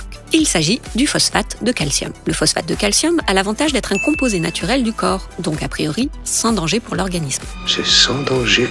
Pendant plus de 10 ans, il a été utilisé sans problème notable. Seulement, en 1986, quand l'Institut Pasteur a fusionné avec l'industriel Mérieux, le choix de l'adjuvant s'est porté sur l'aluminium, pour des raisons purement industrielles, de meilleur rendement.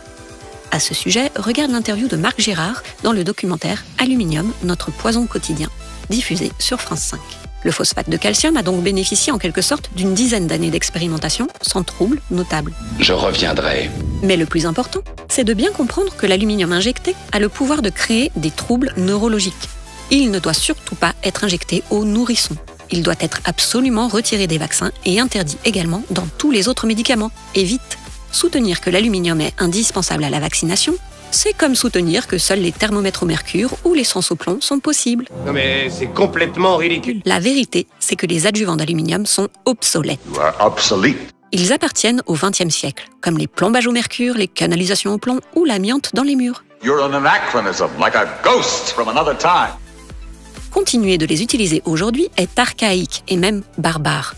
L'alu n'a rien à faire dans les vaccins, dans le traitement de l'eau potable, dans les antiacides et encore moins dans les laits infantiles. Le simple phosphate de calcium suffirait à faire taire les plus récalcitrants. Si les tests cliniques confirment son innocuité, évidemment. Et ne dites pas, comme l'Académie de médecine en 2012, que changer d'adjuvant prendrait entre 5 et 10 ans.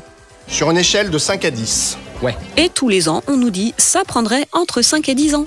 Non, c'est n'importe quoi, mais bon, ça fait rien. Le principal, c'est d'essayer, c'est ça qui compte. Déjà, le DTP Mérieux et le phosphate de calcium ont toujours leur autorisation de mise sur le marché. C'est sûr, c'est moins rentable, mais c'est aussi moins toxique. Et puis sérieux, quand une soi-disant pandémie menace, on produit des millions de doses de vaccins en quelques mois, en bafouant les tests de sécurité les plus élémentaires et en distribuant les autorisations dans un temps record. Donc s'il y a une volonté, il y a des solutions. Et le pire, c'est que l'aluminium n'est utile que pour la primo-vaccination, et donc parfaitement inutile dans les rappels. Cette information a été divulguée au cours de la conférence « Aluminium dans les vaccins » en mai 2000 à Porto Rico, par le Dr Norman Baylor de la FDA, qui nous explique gentiment que c'est plus pratique pour les industriels. Alors la toute première chose à faire, c'est de retirer l'aluminium des rappels. Ce sera déjà un premier pas. Seulement, ils ne le feront jamais, car si on enlève un composant du vaccin, celui-ci pourrait être considéré comme un nouveau produit, et il devrait subir à nouveau des tests cliniques. Mais enfin, on a enlevé le mercure ou le phosphate de calcium des vaccins sans que ça pose aucun problème. Donc encore une fois, ce sont des excuses absolument irrecevables. Et il va falloir être très persuasif pour que l'aluminium disparaisse des vaccins. À moins, naturellement, que vous me disiez si c'est sans danger. And now for something completely different.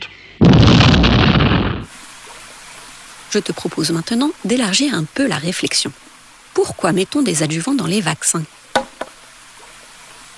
L'industrie a surtout besoin des adjuvants dans un souci de rentabilité des coûts de production. En effet, comme nous l'explique l'ex-AFSAPS devenu ANSM, ajouter des adjuvants permet de baisser la quantité d'antigènes, c'est-à-dire l'élément qui coûte le plus cher dans un vaccin, et de multiplier par 4 la production. Par ailleurs, l'aluminium est utilisé dans absolument toutes les industries, de l'agroalimentaire au cosmétique, en passant bien sûr par la pharmaceutique. L'aluminium est partout. Il est très peu cher et donc très rentable, répondant à la logique industrielle qui a fini par adopter, comme tout le reste, une logique boursière, celle du profit maximal, au détriment d'absolument tout le reste. Seulement, il me semble que la recherche du profit maximal est incompatible avec la santé publique. Ce sont deux logiques contraires qui n'ont absolument pas le même but, comme le souligne une experte de Goldman Sachs Research, qui dit en substance que guérir les gens n'est pas un modèle économique soutenable. Et c'est pourtant cette logique absurde de standardisation industrielle qui domine et impose ses choix au grand public. Et si le produit le plus rentable est un produit toxique pour la santé, l'industrie n'hésite pas à l'utiliser pendant des années, soutenue par les institutions en place. Comme ici, l'Académie de médecine qui tente de minimiser le rôle de l'amiante dans l'apparition du mésothéliome, à peine quelques mois avant son interdiction, en 1997, alors que cette forme très rare de cancer a été clairement liée à l'amiante. Sauf que dans le cas de la vaccination, l'industrie pharmaceutique est parvenue à se faire passer pour une sauveuse, indispensable et philanthrope.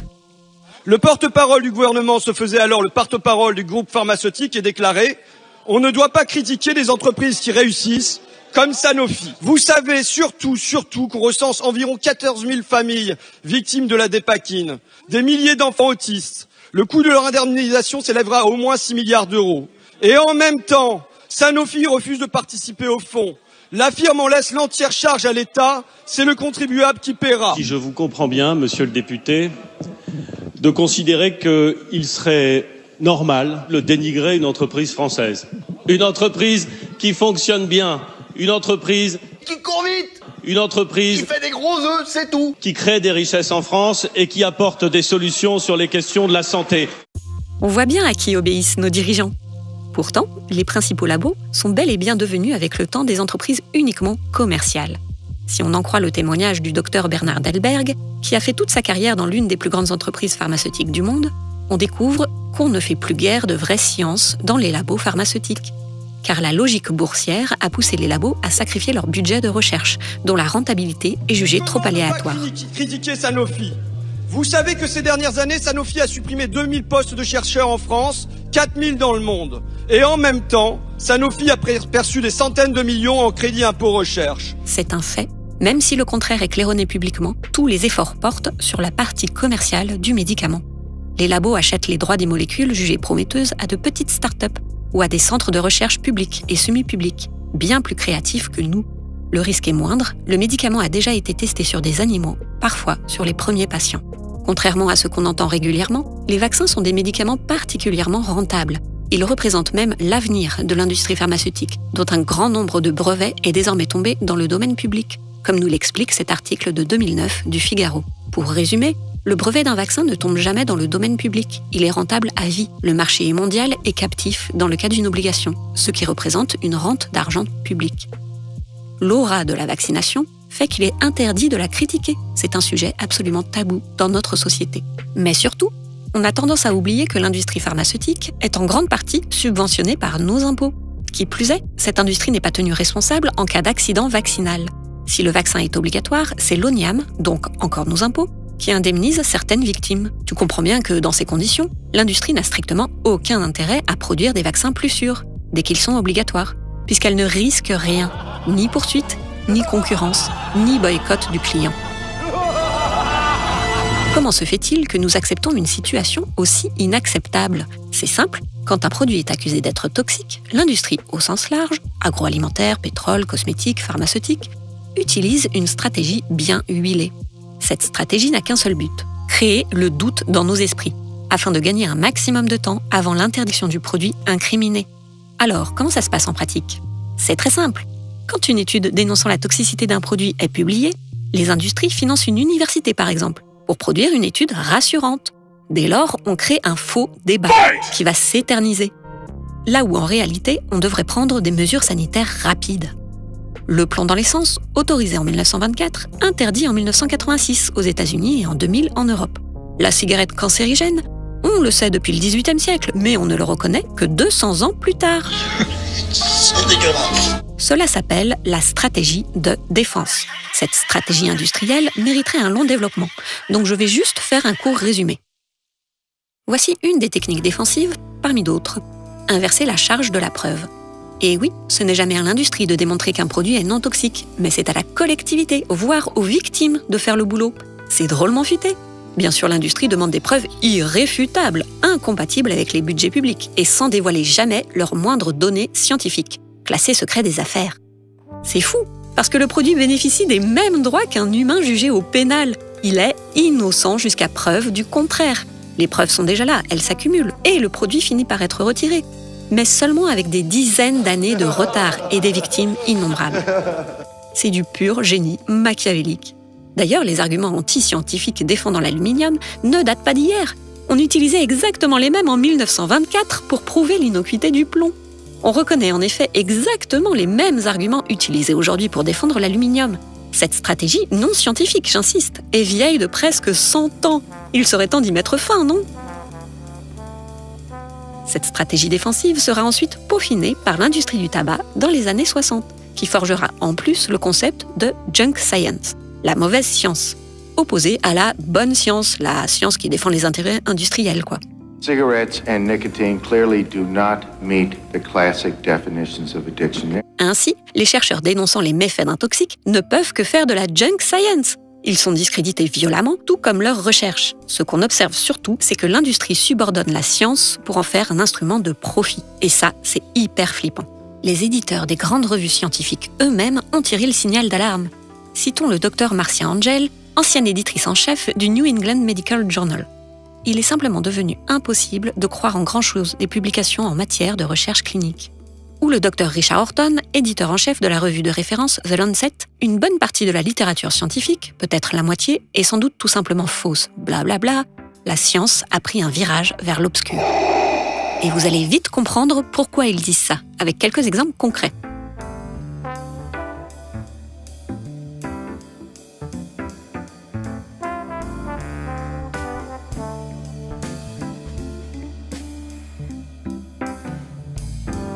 My name is Paul Offit. I'm talking to you today from the Vaccine Education Center here at the Children's Hospital of Philadelphia. Je vous présente le docteur Paul Offit, inventeur d'un vaccin contre les rotavirus et grand défenseur de l'aluminium dans les vaccins, régulièrement invité dans tous les médias américains. Sur son site, M. Paul Offit n'a pas hésité à écrire en 2013 qu'il croit que l'aluminium est important pour la santé du fœtus. Vous pouvez me la refaire sans trembler des genoux, celle-là? Ouais, non, ça c'était un peu trop gros quand même. Il s'est vite rétracté. Monsieur Paul Offit, c'est la version américaine de Madame Autran. The level of aluminum contained in vaccines, however, is trivial. Des défenseurs des pratiques industrielles nocives qui multiplient les mensonges de façon éhontée sur tous les médias possibles. Voilà l'exemple parfait de la science défensive qui s'est autoproclamée bonne science. Et surtout qui n'a pas peur du ridicule. Au contraire, le professeur Kawahara, au Japon, ose dire que l'aluminium est absolument incompatible avec la vie. Alors à toi de voir qui est le plus crédible. Plus sérieusement, quand Florent perd les échantillons de cerveau et d'os qui ont reçu les plus fortes doses d'aluminium, qu'il observe une pénétration cérébrale et conclut contre toute attente que ça ne pose pas de problème, faisant des allégations fausses au passage,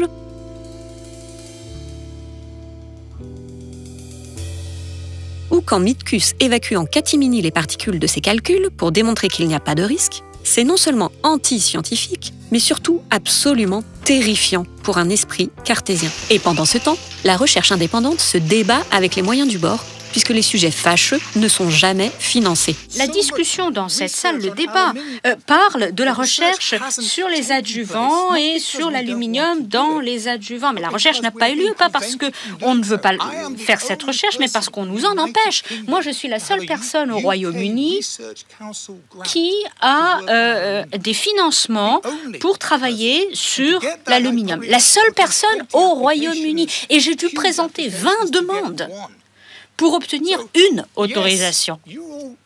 Donc, évidemment, on entend dire, autour de cette table, on a besoin de plus de recherche. C'est vrai, mais il faut pour cela des financements. Et ça, c'est un message à transmettre à tous. Et pas simplement de rester assis autour de cette table en disant la recherche a lieu. Elle n'a pas lieu. Et en quittant la salle, elle n'aura pas lieu non plus, à moins que des forums comme celui-ci font quelque chose de très sérieux pour que cela ait lieu. Merci.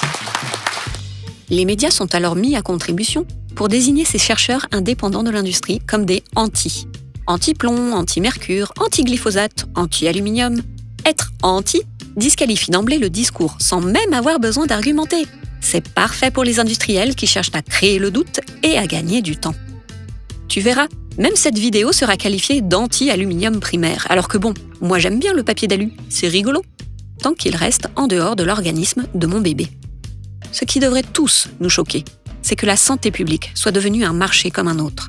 Perso, je trouve ça hyper perturbant, digne des pires romans de SF. Toutes ces techniques sont extrêmement efficaces, et la plupart d'entre nous les trouvons même parfaitement normales et légitimes. Ainsi, l'industrie gagne du temps, un temps précieux, avant que le produit toxique soit effectivement interdit, et surtout que le public soit averti de ce danger. Il a fallu 60 ans pour enlever le plomb de l'essence, et des années pour le Mediator, le thalidomide, le sang contaminé, le Vioxx, le Distilbène, la dépakine, à quand le glyphosate ou l'aluminium. Un jour, cette image nous choquera autant que celle-ci, à l'époque où fumer et picoler enceinte, c'était trop cool. Alors à ce stade, tu te poses peut-être une question importante. Est-ce que l'industrie sait que l'aluminium cause des troubles neurologiques chez le nourrisson et d'autres troubles chez l'adulte, évidemment? Il y a pour moi plusieurs éléments qui prouvent que l'industrie et les agences sanitaires sont parfaitement au courant de la situation. D'abord, l'utilisation systématique de placebos contenant de l'aluminium dans les essais cliniques. Tu le sais sûrement, quand on teste un médicament, on le fait en le comparant à un groupe contrôle, à qui on injecte une substance neutre, généralement une solution saline. Eh bien c'est ça, un placebo. Une substance neutre sans effet sur l'organisme. C'est juste l'élément de base pour que le test clinique soit valide. Eh bien quand GSK teste son Cervarix ou Merck son Gardasil, on voit que le groupe contrôle reçoit soit de l'aluminium, soit un autre vaccin contenant de l'aluminium en quantité au moins égale. Lexion a été testé par rapport à l'Inforix, par exemple. Est-ce que tu te rends bien compte de ce que je viens de dire? Lors des essais cliniques, pour vérifier la sécurité de leur vaccin, les labos n'utilisent que des placebos contenant eux aussi de l'aluminium. La raison d'être d'un placebo, c'est d'être neutre. S'il contient une substance active, ce n'est pas, par définition, un placebo. Ce qu'il faut noter, c'est que mettre de l'aluminium dans un placebo, c'est un aveu. L'aveu que l'aluminium provoque les effets secondaires. Et c'est bien pour masquer ces effets que les vaccins ne sont comparés que à d'autres produits qui contiennent, eux aussi, de l'aluminium. Et s'il y a de l'aluminium dans les deux groupes, et qu'on retrouve les mêmes effets secondaires dans les deux groupes, le vaccin est considéré par les industriels comme étant sûr. On s'en bat les couilles, on s'en bat les couilles, on s'en bat les couilles, on s'en bat les couilles, on s'en bat les couilles, on s'en bat les couilles, couilles. C'est juste une méga embrouille. Rien ne peut justifier cette pratique. Utiliser de l'aluminium en guise de placebo, c'est autorisé. Mais ce n'est ni scientifique, ni éthique. C'est surtout inacceptable. Le fait de retrouver les mêmes effets secondaires dans les deux groupes prouve bien que l'aluminium est la substance active qui est en cause. Et franchement, t'en connais beaucoup, toi, des domaines dans lesquels il est recommandé de ne pas faire plus de recherches? Non mais sérieux, regarde cette étude, régulièrement citée en référence par les défenseurs de l'aluminium. Il conclut sans état d'âme, malgré le manque de preuves solides, nous ne recommandons pas de poursuivre les recherches dans ce domaine. Maintenant, il tente même de faire interdire l'expérimentation animale dans le domaine des adjuvants d'aluminium. Seul test capable de définir l'action de l'aluminium sur un organisme vivant. Tout le monde peut utiliser des animaux, sauf les chercheurs bossant sur l'alu. C'est vrai ça. C'est pas comme si on parlait d'un élément neurotoxique que l'on injecte à quasi tous les êtres sur Terre dès la naissance et dont on ne connaît pas entièrement le fonctionnement. Mais bon, je me fais peut-être des films. Franchement, ce serait bien plus rassurant si on me prouvait que j'ai tort, car j'ai vraiment pas envie d'avoir raison.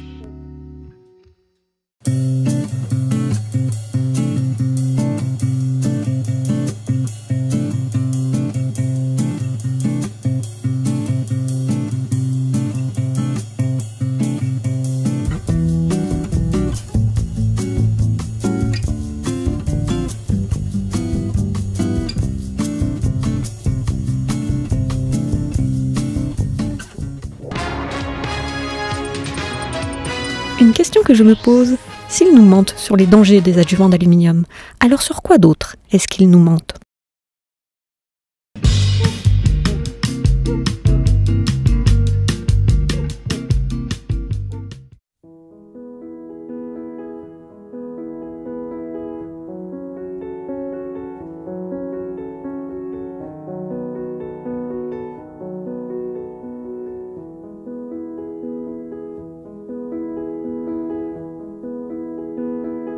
Ça fait 1 an et demi que j'ai commencé mon enquête sur l'aluminium.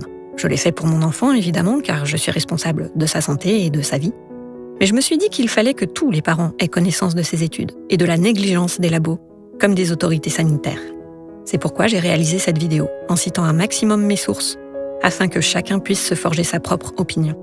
Je n'ai strictement aucun conflit d'intérêts. Je n'ai pas agi sous le coup de l'émotion, qui est l'ennemi de la réflexion.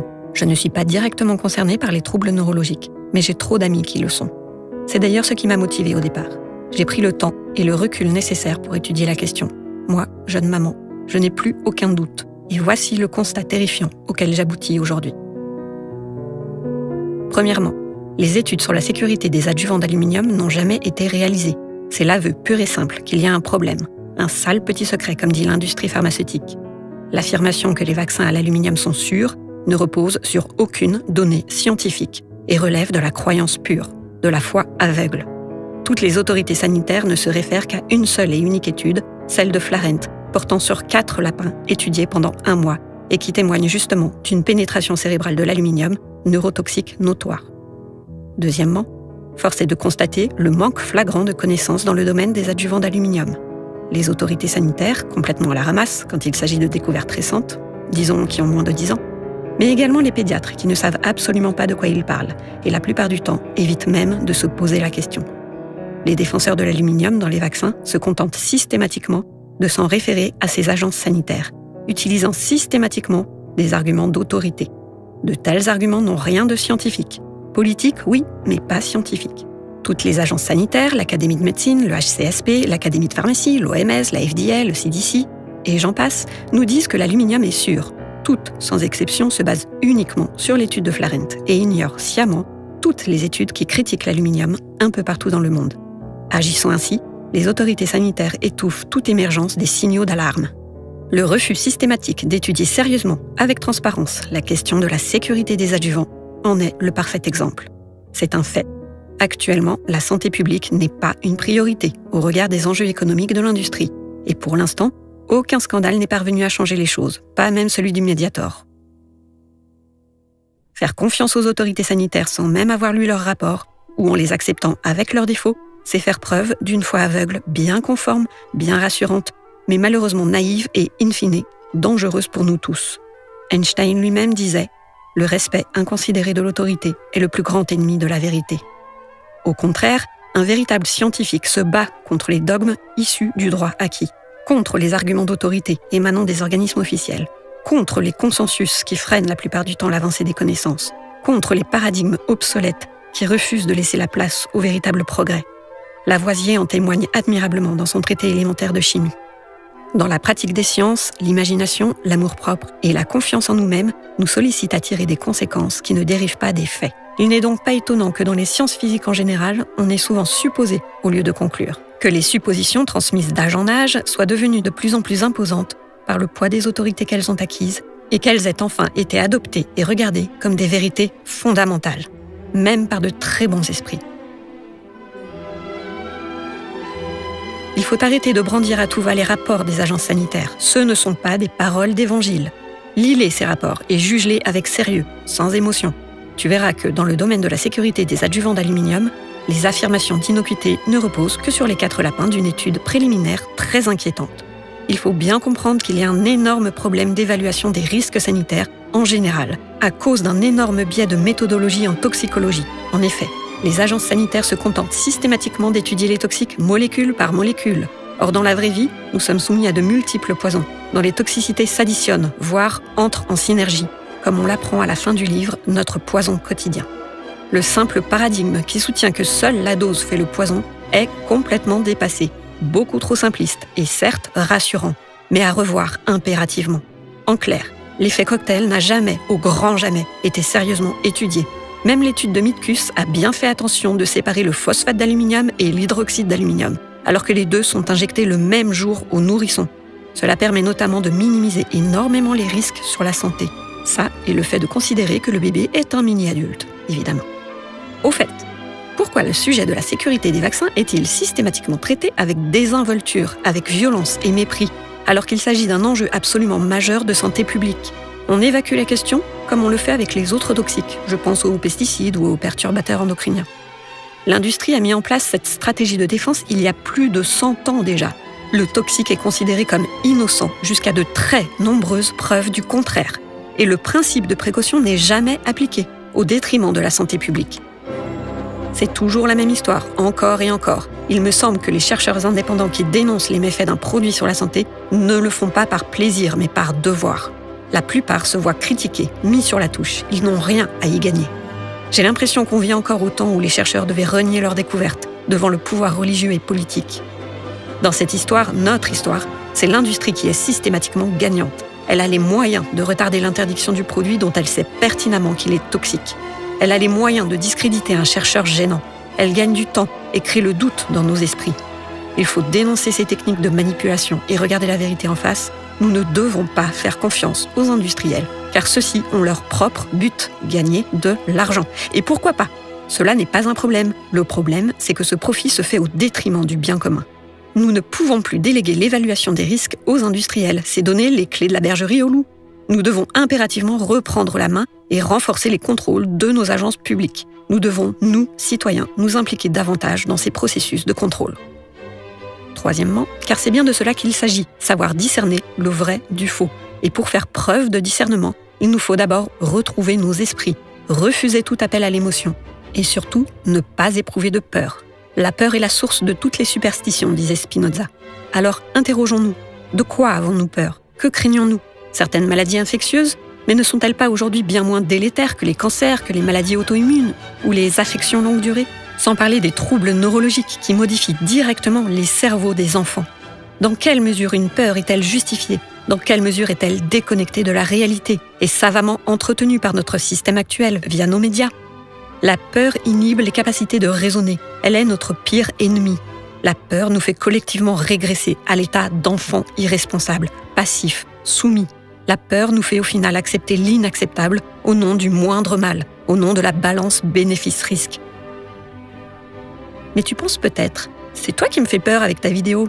Je répondrai que je pense au contraire que ma vidéo est une très bonne nouvelle. Déjà parce que si mon raisonnement et mes informations sont exactes, alors nous savons désormais au moins l'une des causes très probables des troubles neurologiques, dont l'autisme.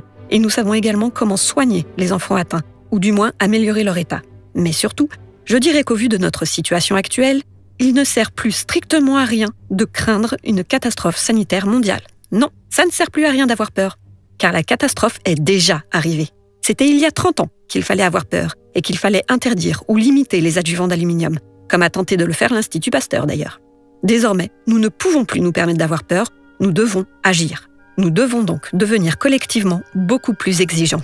Nous ne pouvons plus nous permettre d'être scolaires, de nous en remettre aux experts, de faire gentiment confiance parce que là, on se fait bien, mais alors bien entuber.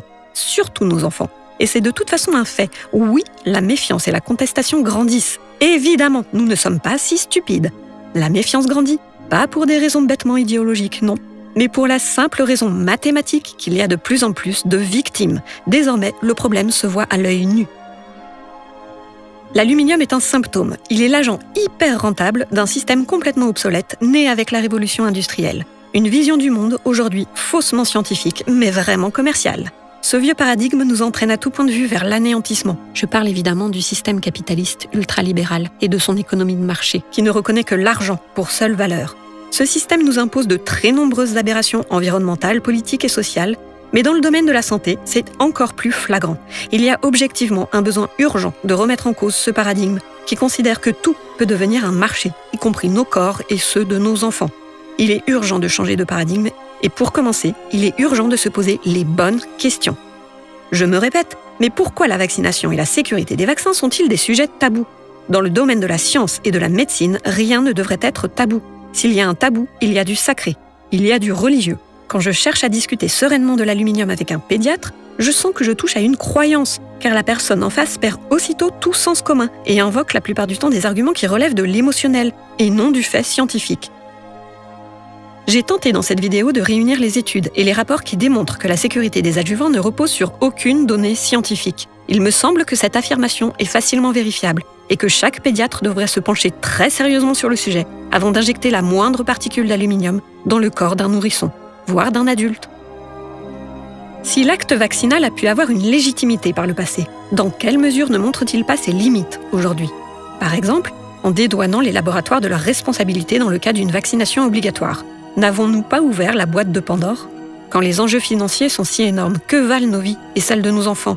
La vaccination a depuis toujours une aura absolument incomparable, ce qui selon moi ne découle pas d'une réflexion rationnelle, mais plutôt d'une volonté de croire en un mythe rassurant, pilier de notre société et donc de notre identité. Mais pourquoi voulons-nous croire qu'injecter de l'aluminium neurotoxique à un bébé est sans danger? Croire sans aucune preuve. En ce sens, la vaccination a une aura bien plus politique que scientifique. Et personnellement, moi, ça me dérange. Ça me dérange beaucoup. Moi aussi, comme tout le monde, j'ai grandi avec cette vision ultra confiante dans la vaccination. Mais cette confiance ne permet-elle pas aux labos de bâcler les études et surtout de les biaiser, avec notamment l'utilisation des placebos à l'aluminium? Si nous avons confiance sans raison, et même malgré les multiples scandales sanitaires dont est responsable l'industrie pharmaceutique, ne sommes-nous pas à blâmer en tant qu'êtres crédules, faciles à abuser? Après tout, le rôle de l'industrie, comme toute entreprise à but lucratif, c'est de protéger ses intérêts. Et aujourd'hui, l'industrie n'a aucun intérêt à changer ses pratiques. C'est à nous d'agir pour changer les choses. C'est à nous d'en finir avec le déni. Nous devons adopter de nouveaux repères. Et il y en a. Nous devons donc d'abord apprendre à désapprendre. Nous devons avoir l'immense courage de questionner nos croyances et de considérer l'hypothèse très probable que nous sommes tous idéologisés, que notre réflexion est biaisée, puisque nous désirons très fort, viscéralement, que la vaccination soit sûre et efficace. Tout le monde a de bonnes intentions, tout le monde pense œuvrer pour le bien commun. Mais il faut garder à l'esprit que l'enfer est pavé de bonnes intentions. Chacun doit juger de la pertinence des faits scientifiques avancés. Refuser une étude alors qu'elle a été vérifiée par un comité de lecture constitué de pairs, parce qu'elle va à l'encontre de notre vision du monde, c'est du délire, ce n'est pas rationnel. C'est faire le jeu de l'industrie, dont la stratégie de défense consiste justement à ignorer les études qui tirent le signal d'alarme, ou de mettre en doute l'intégrité d'un chercheur indépendant, afin de gagner du temps.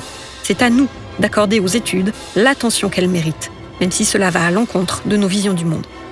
C'est un fait observé par de nombreux chercheurs dans le monde, les adjuvants d'aluminium ne sont pas sûrs. Leur sécurité n'a jamais été démontrée et ne le sera jamais.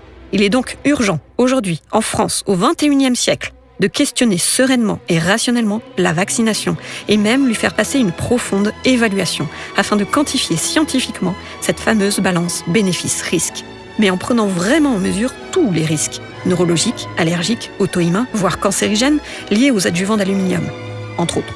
Sans quoi, la balance bénéfice-risque est tout simplement truquée. Il faut également analyser l'effet cocktail de tous les toxiques majeurs et non plus les étudier un par un, isolément. Nous devons également questionner le concept d'immunité de groupe. Car que vaut un groupe si un enfant sur 100, voire un enfant sur 59 aux États-Unis, 1 sur 33 en Corée du Sud, développe un trouble qui le rendra dépendant, des comorbidités qui réduiront drastiquement sa qualité et son espérance de vie? Pourquoi le sacrifice des innocents est-il toujours d'actualité? L'humain, la santé, l'environnement et la sécurité doivent primer sur l'argent.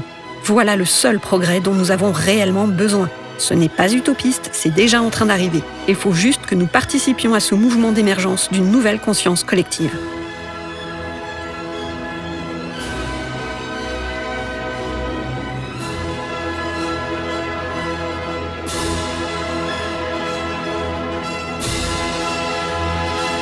Mais pour moi, la question la plus importante est celle-ci.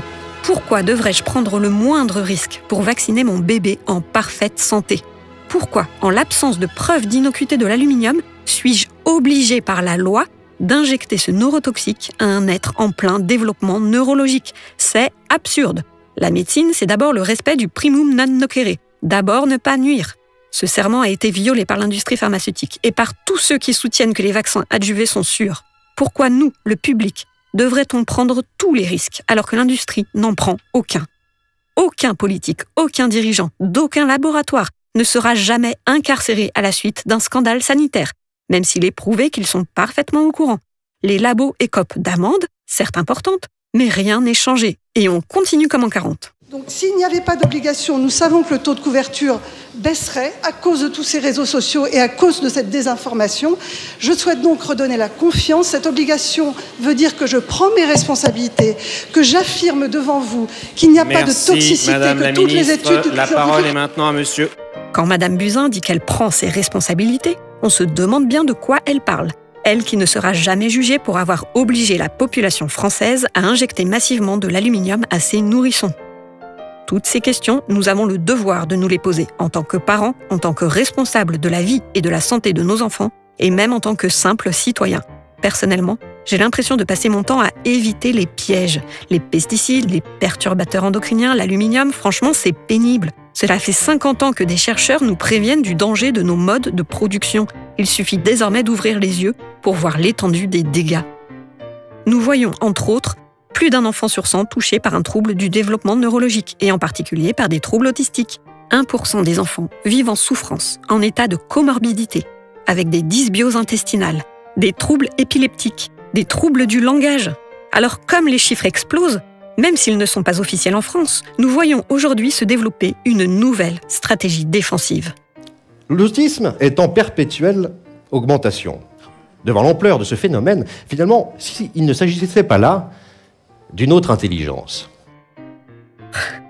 Nous voyons se multiplier les discours dans les médias, soulignant le droit à la différence neurologique. Une différence qui serait naturelle, normale et génétique. La génétique a vraiment bon dos. C'est l'argument préféré de ceux qui ne savent rien et de ceux qui veulent cacher la vérité. On entend maintenant parler de neurodiversité, de neurotypique. On voit de plus en plus de héros autistes dans les films et les séries, tous cool, décalés ou franchement géniaux. Mais ce sont des syndromes d'Asperger ou d'anciens autistes sévères. qui s'expriment publiquement et invoquent leur droit à la différence. Ces personnes se présentent comme les porte-paroles de tous les autistes. Et c'est oublier que 85% d'entre eux ne peuvent pas exprimer leur souffrance. Si un autiste exprime son droit à la différence, je vois pas où est le problème. Mais il ne peut parler qu'en son nom propre et certainement pas au nom d'une diversité neurologique et surtout pas au nom de toutes les personnes autistes. Car chaque trouble autistique est différent. Alors il faut arrêter ce délire. Car tu verras peu à peu, critiquer l'autisme sera assimilé à du racisme. Cela deviendra un tabou de plus. Mais pour 85% des familles d'autistes, elles devront gérer seules la souffrance physique et psychique de leur enfant. Un enfant qui ne ressemblera pas aux héros des séries télé. Un enfant parfois en déficit intellectuel dans 30% des cas. Un enfant qui verra surtout son espérance de vie réduite de 16 à 30 ans du fait de ses comorbidités. Et on dira à ces familles qu'on ne sait pas ce qui a causé l'autisme de leur enfant. On ne leur dira pas qu'ils souffrent de multiples inflammations chroniques. On ne leur dira pas que l'aluminium injecté à un âge crucial pour le développement neurologique est très probablement à l'origine de ces inflammations chroniques cérébrales. On ne leur dira pas surtout qu'il est possible d'en guérir en éliminant toutes ces inflammations, notamment par la nutrition, avant de stimuler la neuroplasticité naturelle du cerveau. Et pour ceux qui ne comprennent que le langage de l'argent, cette soi-disant différence neurologique coûte à la collectivité 7 milliards d'euros en France par an, selon la Cour des comptes, et entre 11 et 60 milliards aux États-Unis, selon le CDC. C'est juste l'équivalent de 200 hôpitaux, ou bien 7 fois le budget que l'Inde a dépensé pour éradiquer la polio de 2003 à 2012. Nous préconisons la création d'un institut national, non pas de l'autisme, mais du neurodéveloppement. Non, mais faisons beaucoup plus simple. Arrêtons d'injecter un neurotoxique à un être en plein développement. Alors maintenant, moi je dis, ça suffit, on arrête le délire. Nous sommes aujourd'hui en France obligés d'injecter à nos bébés un neurotoxique dont il n'a jamais été prouvé qu'il était sans risque, notamment pour le nourrisson, et ce, malgré de très nombreux signaux d'alerte. Soyons clairs, cet acte vaccinal adjuvé à l'aluminium revient à l'expérimentation médicale forcée. C'est un acte d'inconscience criminelle qui viole le code de Nuremberg, justement établi après la Seconde Guerre mondiale pour empêcher que l'horreur des expériences nazies ne se reproduise. Aucun acte médical ne peut être imposé à un être humain. Tout acte médical doit être précédé d'un consentement éclairé. Car c'est bien de cela qu'il s'agit. Un immense scandale sanitaire. Un gâchis humain inimaginable. Pas des millions de morts, mais des millions d'êtres abîmés, handicapés. Une souffrance à échelle mondiale. Le problème, c'est que ce scandale est si énorme, si systémique, qu'il est too big to fail. Exactement comme les grosses banques, il ne peut pas éclater. C'est impossible. Au mieux, tout ce qu'on peut faire, c'est retirer l'aluminium le plus vite possible des vaccins. Évidemment, l'industrie sait parfaitement que le temps de l'aluminium est compté. Il est fort à parier qu'ils ont prévu un plan B. Tout ce qu'on peut faire, c'est les forcer à appliquer ce plan B. Le phosphate de calcium, par exemple. Le plus tôt possible. Mais ne te fais pas d'illusions. L'aluminium ne sera jamais accusé de quoi que ce soit. Personne ne sera jugé. Tout se fera probablement avec un bel emballage marketing, vantant des vaccins sans alu, comme les déos, qui coûteront bien plus cher évidemment. Et les stocks de vaccins adjuvés seront écoulés dans les pays en voie de développement. Mais le scandale, lui, restera silencieux. Pourquoi ? Parce qu'il s'agit d'un scandale iatrogène, causé par un acte médical, et pas des moindres, celui sur lequel repose la légitimité de la médecine dite moderne. Celle-là même qui montre dans de nombreux domaines sa défaite totale, mais refuse de l'admettre. Alors nous avons le devoir de prendre la mesure de la situation. Aucun organisme ne viendra à notre aide, aucune législation ne protégera nos enfants.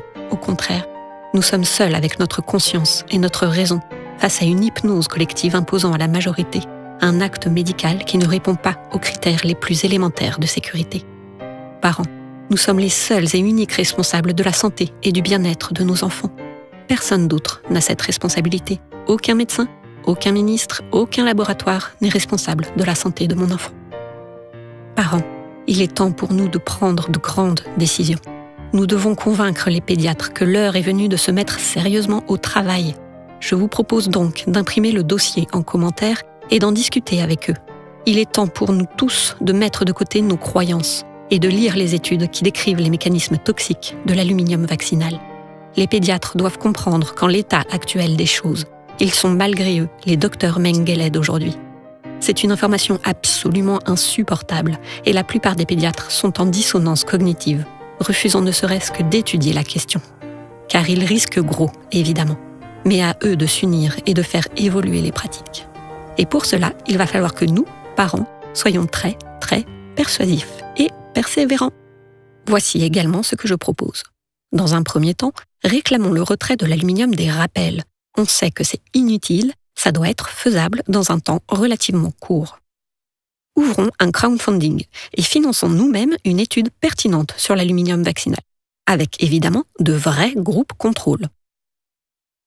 Je me dis que si chaque maman donne 1 euro à la naissance de son enfant, on pourrait récolter 800 000 euros par an en France. Je lance l'idée, parlons-en. Enfin, je pense que la raison nous impose de respecter le principe de précaution et de boycotter tout vaccin contenant de l'aluminium. La faute au laboratoire, ils n'ont qu'à faire leur travail correctement. L'industrie doit être tenue responsable pour avoir bâclé depuis au moins 30 ans les tests de sécurité sur les adjuvants d'aluminium des vaccins. Personnellement, je ne mettrai jamais en danger le développement neurologique de mon bébé, à court, moyen ou long terme, dans le but de le protéger d'une maladie hypothétique. Je trouve cette logique absurde. Je sais que désormais, certains parents, pour ne pas renier leur foi en la sécurité des vaccins, osent clamer qu'il vaut mieux avoir un enfant autiste plutôt qu'un enfant mort. Mais mort de quoi ? Va savoir. Mais là, on touche vraiment le fond de la croyance aveugle. Une telle dissonance cognitive, personnellement, je trouve ça terrifiant. Si vous trouvez mon discours irresponsable, je vous invite à prendre le recul nécessaire pour approfondir la question. Évidemment, si vous ne faites pas ce travail, vous resterez campé sur vos positions et la situation n'évoluera pas. Car si je me trompe, prouvez-le-moi, avec des arguments rationnels, sans appel à l'émotion, sans argument d'autorité, et de préférence avec respect. La science est claire. Les troubles autistiques sont causés par une activation immunitaire dans le cerveau et la production de certaines cytokines, les interleukines 6 et 17, pendant le développement cérébral, les premières années de vie.